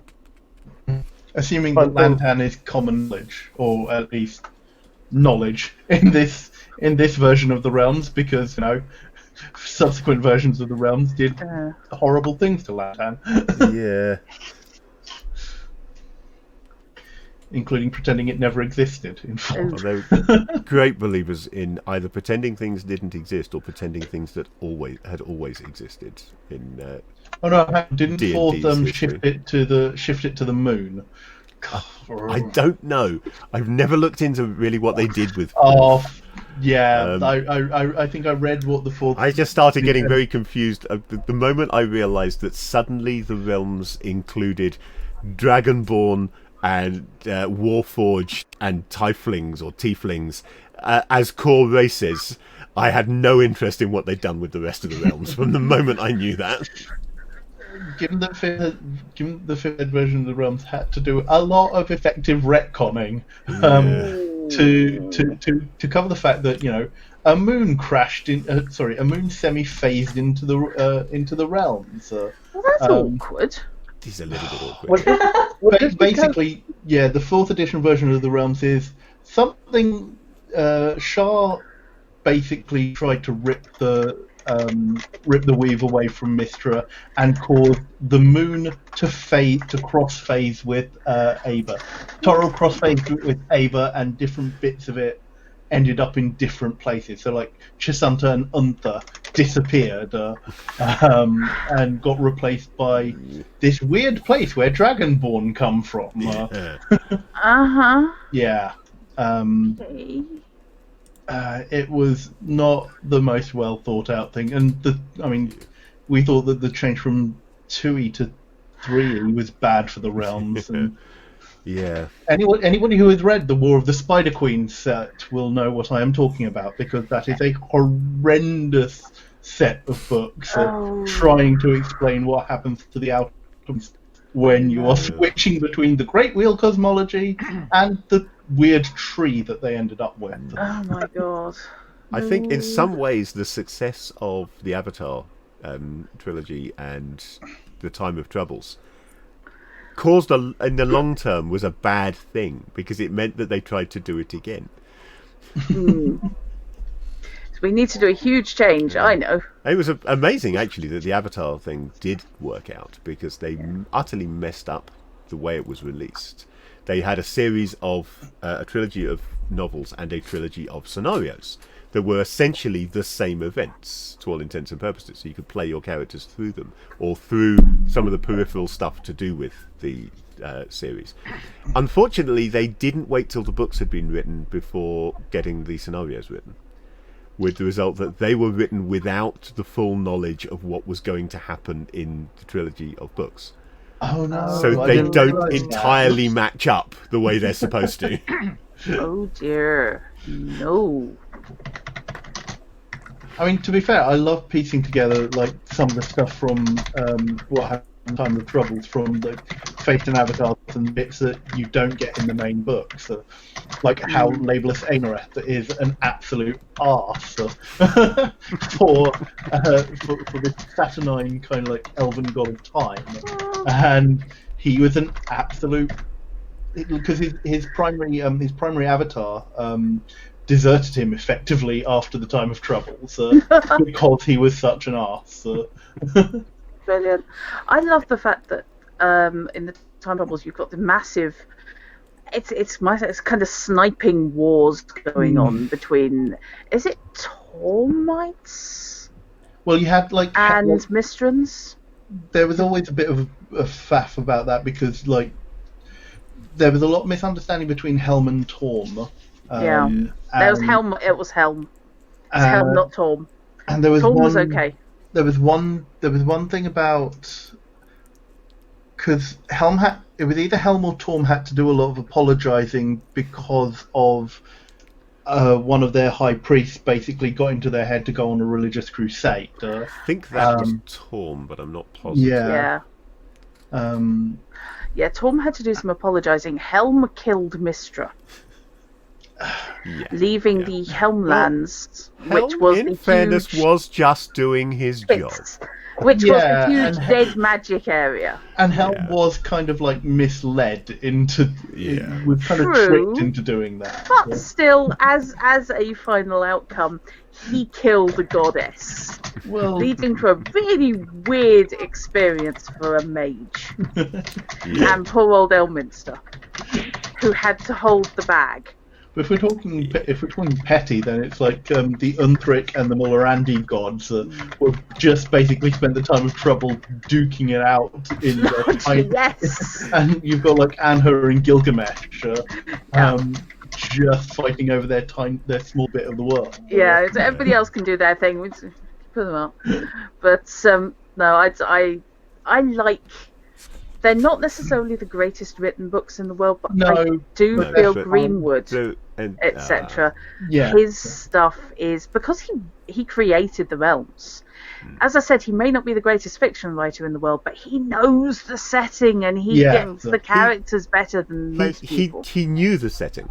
There was the problem that the moment he handed it over to TSR, as then was. Yeah. Other people were brought in and started writing additional material. That's true. it's not actually that difficult if you. I've never really bothered, but if you take the time and look at it, it's not that difficult to start figuring out. Okay, well, this was original Realms and this wasn't.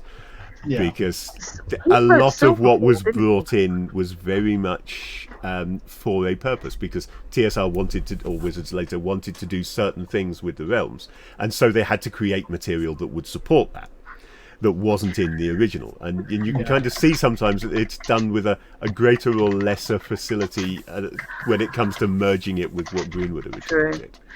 He did do Silverfall, didn't he? Which was just this massive event-ending tag team match between the Seven Sisters and their opposition, where you're just wandering through all of the Seven Sisters who are Mistra's children, all incredibly powerful, both some more physically, some more magically, but all inherently magic. And it's just huge. Each section is literally just kind of a tag team. It's kind of, I'm going to fight until I nearly fall over, and then, sis, there you go, next. You're up. Is it the Sylun? The Queen? Yes. God almighty, you're blimey. Who goes to war against, as far as I can tell, Faye? Hello. Because she's Queen of Aglaron, isn't she? She is, yes. Yeah. Basically, her bit is largely taking on the Red Wizards of Faye. It's largely solo. I had a lot of fun with the Red Wizards in my version of the realms. So. Oh, I've never created a competent Red Wizard NPC. I don't know why. There's something about them. They just double cross themselves. Yeah. I had a long-running NPC who was a major antagonist to the party. She started off being she was an antagonist, but was helpful at times, and she ended up becoming the Zulka of Evocation. As they got into higher levels, and basically coerced one of the PCs into betraying the rest of them. Oh, that's going to be a Red Wizard that I dropped in the It Sea of was Fallen indeed. Stars. Yeah, I thought You had no chance against him in a one-to-one absolutely none fight. whatsoever. But that character only ever memorised one spell. She was a swashbuckler. I did run a different swashbuckler. Yes. That was a wizard swashbuckler, and she was also a wild mage, and she only ever memorised one spell. Yeah, wild magic. It was Nahal's Reckless Dwim. It was the only spell she ever knew. So basically, when you use Nahal's, you specify what spell you're trying to duplicate, and then you make a die roll which inevitably fails, and you get a wild magic effect instead.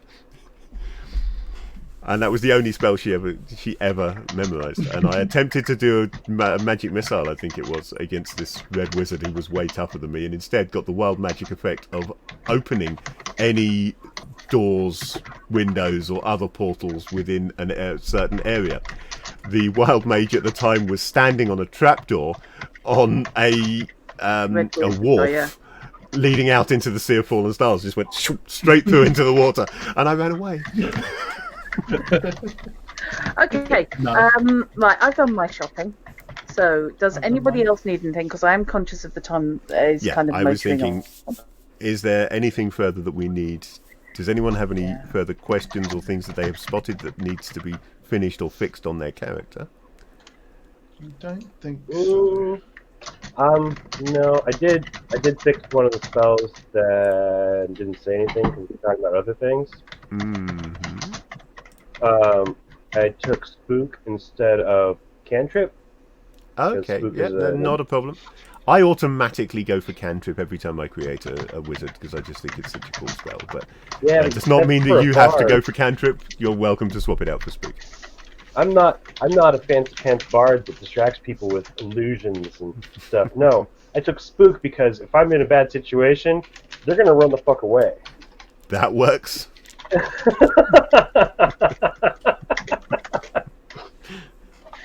Okay, so basically, if everyone's shopped and everyone's sorted their characters, what we're basically doing is sitting here attentively, waiting to be told what the situation is regarding this damsel in distress, because basically we're trying to stop Lucian. So I think I think a reasonable way to end the session, then, yes, is to go back and recap by actually introducing the other players to what the quest is. Yes. So we can What run have you been over doing? You what it is that they misdirected. have. You misdirected when you asked me why we were here.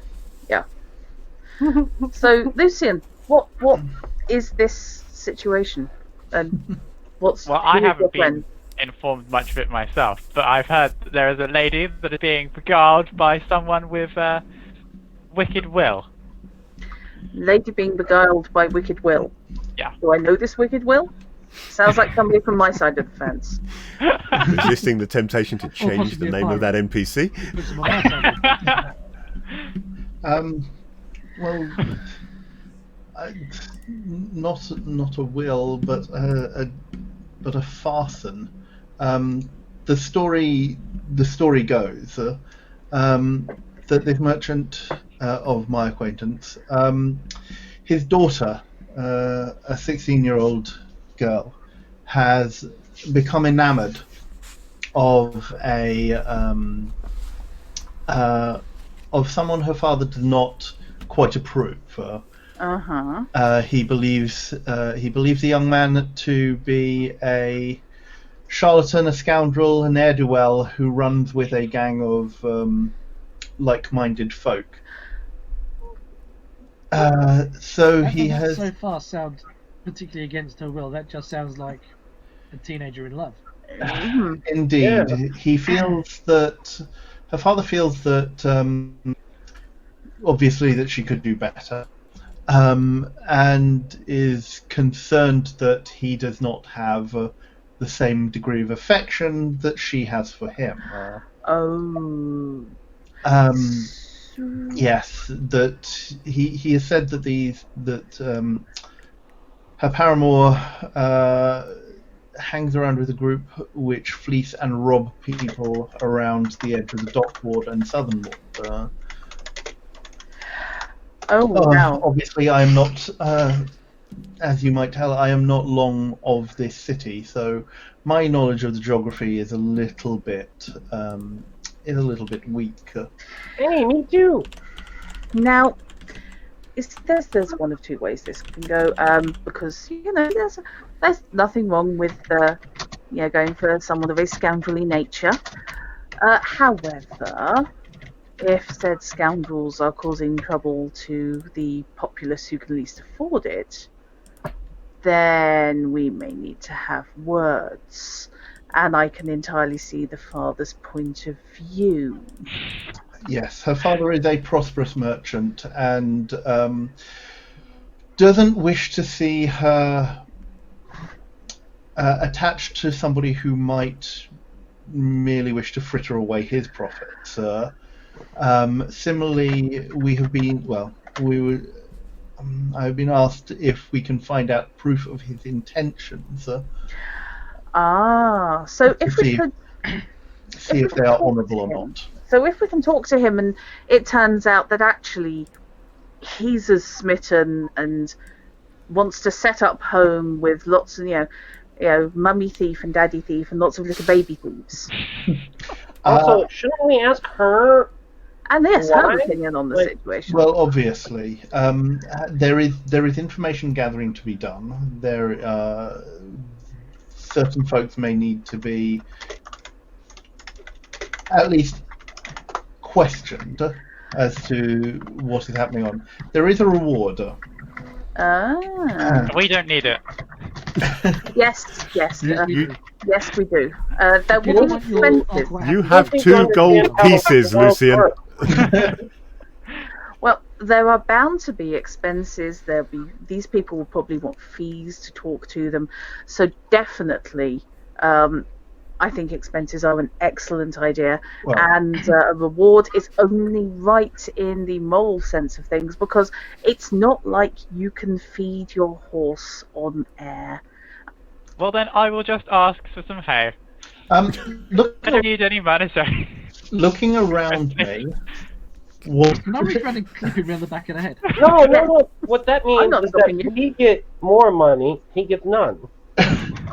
Looking around, what does what is the nature of the folks in this parlor? At the moment, there's a roughly even split between what appear to be travel-worn individuals who clearly have just arrived in the city and are just looking for food and drink before moving on to wherever it is that their destination ultimately is, and very scruffy-looking individuals. Of a very workman-like nature. There's Sure. nobody. There's nobody who looks local who also looks wealthy. Yeah, with the possible exception of Lucy. I question the GM guy because I don't look scruffy, but I am a workman. Yeah, but you're not one of the locals that I was talking You're about. also more of an artisan, from what you said. I am now. As they are talking, as they were discussing the nature of the reward, Andre takes out a scrap of parchment from his kit and just scribbles the number 200. Actually, just puts 200 GP onto the thing, slides it across the table so that the group can see it because he's not going to say this out loud. And says, that is how much the father is offering. Each? For the group. Or, well, that is how much is available. It will not be much. So we'll get How paid much this is much by available the father in advance? if we bring the daughter home and convince her that she doesn't want to be with this highwayman. Or that we can prove the good intentions of this gentleman of the road. Indeed. Gentleman of the Road, I like that title. We should start with that when we talk to him. Advance. Well, I would have. Well, I would have to. maybe speak we to should her. just try to meet the guy first. Yeah. Scope So you're going what to we're. negotiate with this uncouth scoundrel. We're going to talk Yeah. with him. And if you're going Lucian, to keep calling him that, you're not going to be there. Lucian, use your words first. Especially if you're not going to accept any payment that would allow you to buy better armor.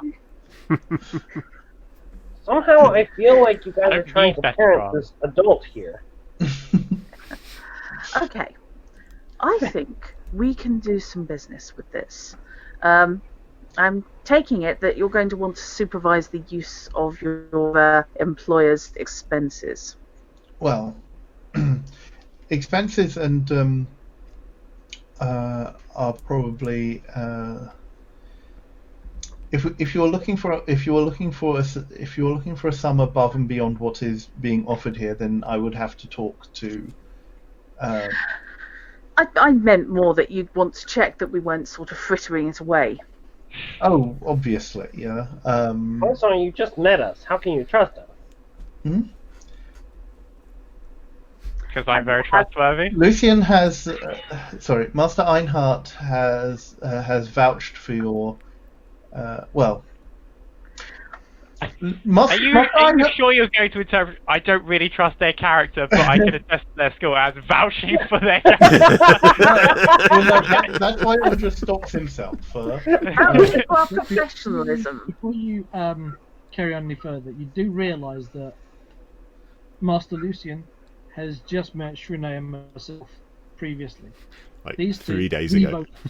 So, Well, this. Well- that's intended, folks, but These two. I mean, I think Stephanie and I can only vouch for our own skill, which is book learning and plant lore and occasional stabbing. So we already know how, things work with I mean, the cornered animals, such as, probably your thief. The fact of the matter is that this is beyond mine and my church's ability to handle it ourselves as a group. Hopefully, this offer is amenable. However, and whoever wishes to contribute their skills to do so.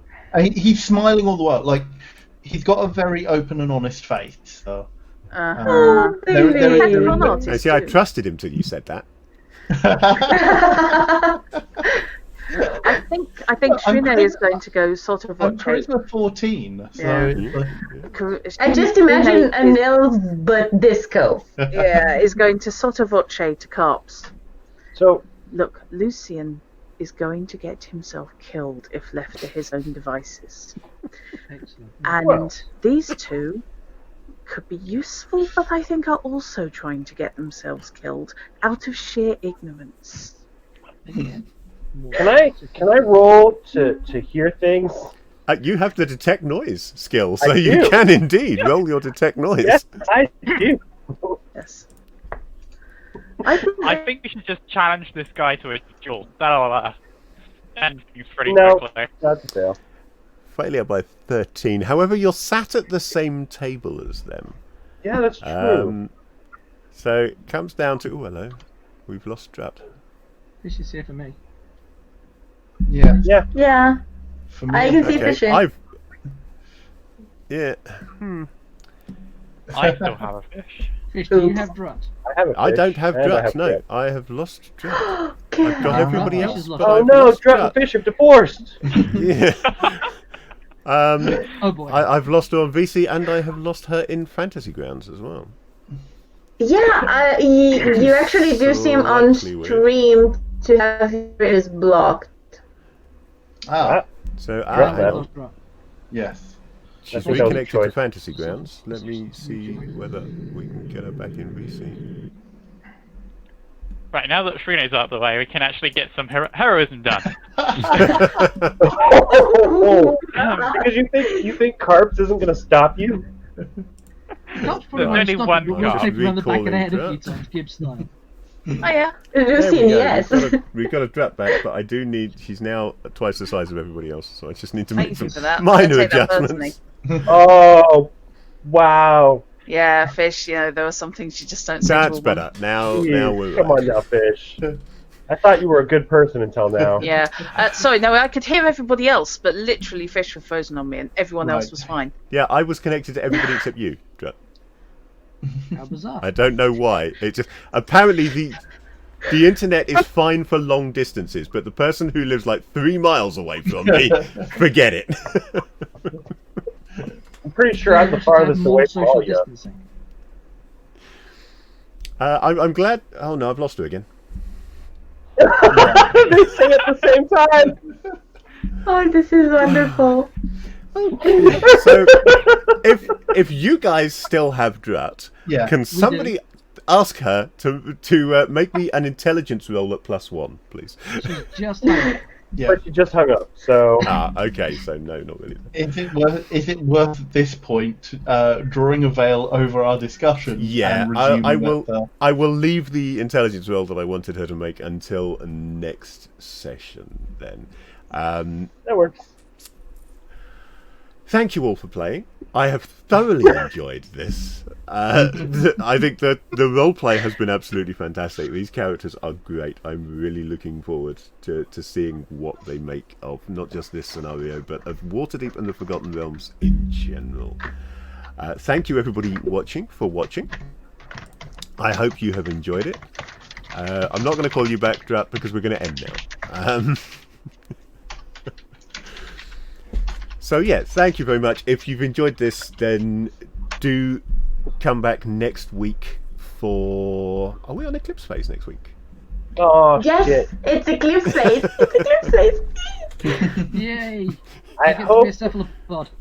I hope that I don't make anyone uncomfortable, but it is Eclipse Phase, so the whole point is... Is to make people uncomfortable. That's kind of the point Yeah. of it, isn't it?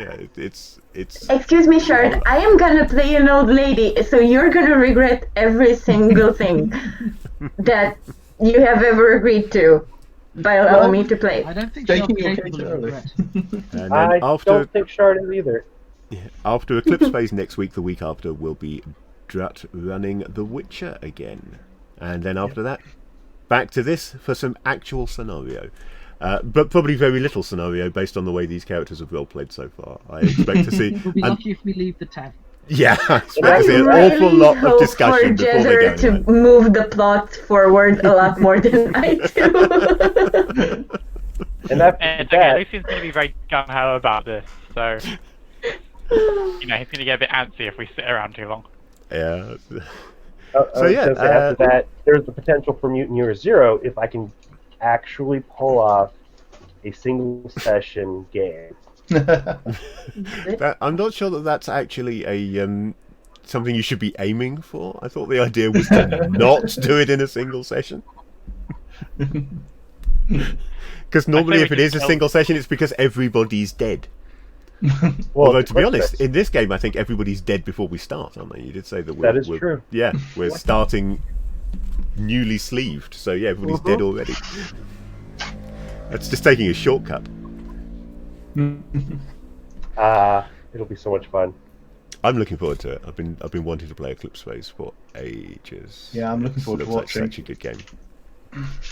I'm looking forward to it. How many were new to AD&D and how many were new to Fantasy Grounds? Well, none of us have a lot of experience with Fantasy Grounds, to be honest. We've been using it primarily as a thing to display maps. So this will probably be the first game as it moves on that is actually using any of Fantasy Grounds features beyond the ability to display maps.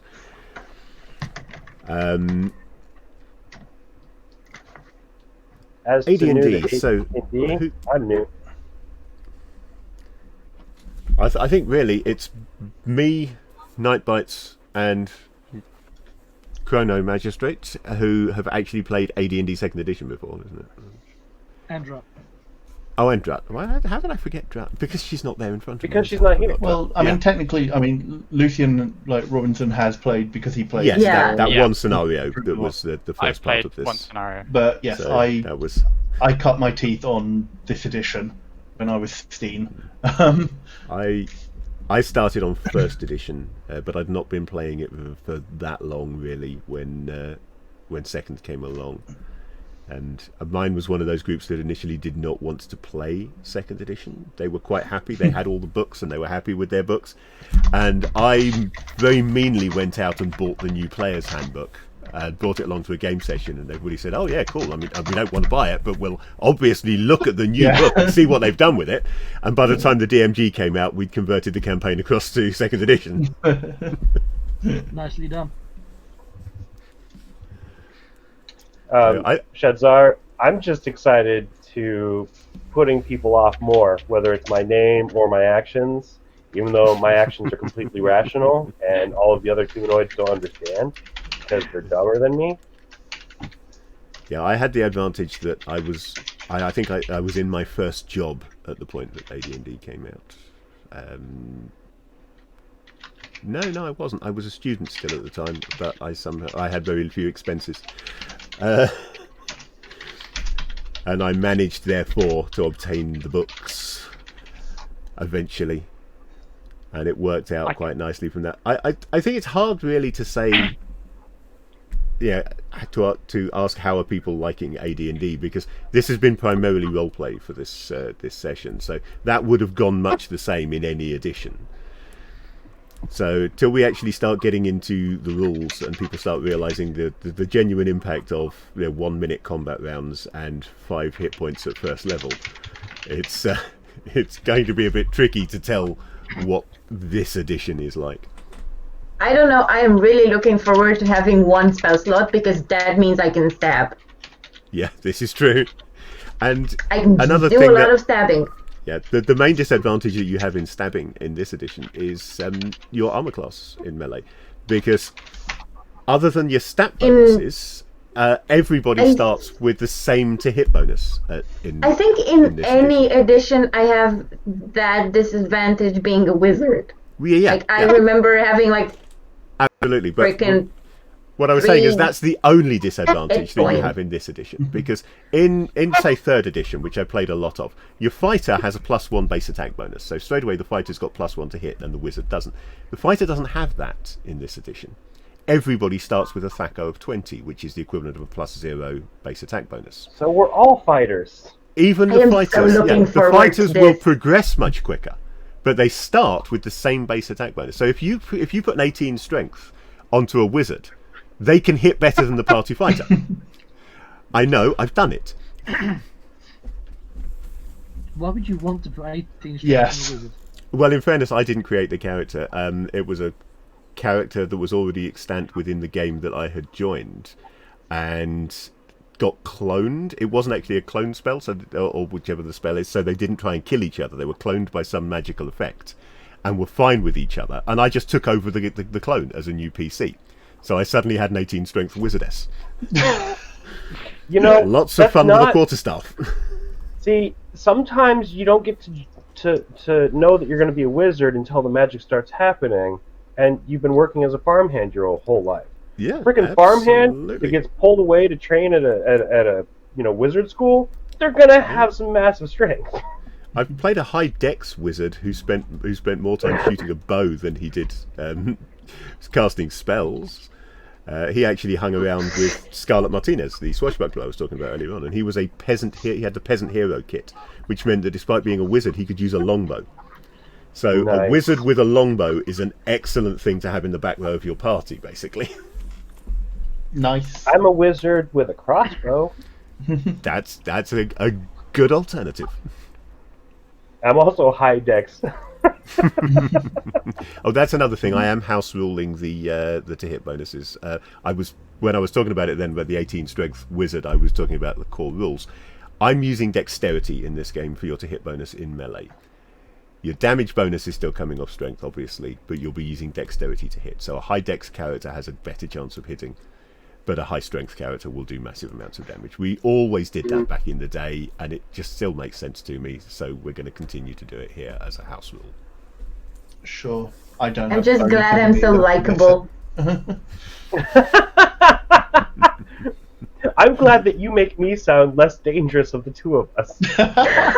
So I'm now going to call a halt to this discussion before we get too far beyond the point that I couldn't justify not recalling Drat. Because the Yes. more we talk without her, the meaner I feel. So Oh, I'm going we to call don't an need end. Drat. I'm going to call an end to the stream now. If people want to continue talking about this, we can jump onto Discord and do it there. Thank you, as I say again, for watching. If you have enjoyed this and haven't already done so, do follow the channel. And if you... I don't know if there's a command here to actually bring it up, but if you're not already on there and you want to talk more with us about this, Hint Place has a Discord channel. It's not specifically for the RPG stuff, it's for video games as well. It's Hobby Gamers International. And Hint Place Tabletop is on there. So, oh yeah, there is a Discord command. Cool. So yeah, feel free to join us on there and tell us how awful we were, or make suggestions, or indeed if you want to get into one of our games at a later date, that's the place to hang out with us and get to know us, so that we'll invite you. Or just tell us how amazing we are and leave it at that, so that we don't have to deal with. Yeah, or you can do that. Ugh. So yeah, I am now going to say, I'm going to mute everybody, say good night to everybody at home, or if it's not night night, where you are, everyone. just pretend it is. Bye. Thank you end for the the stream. stream. So, thanks again.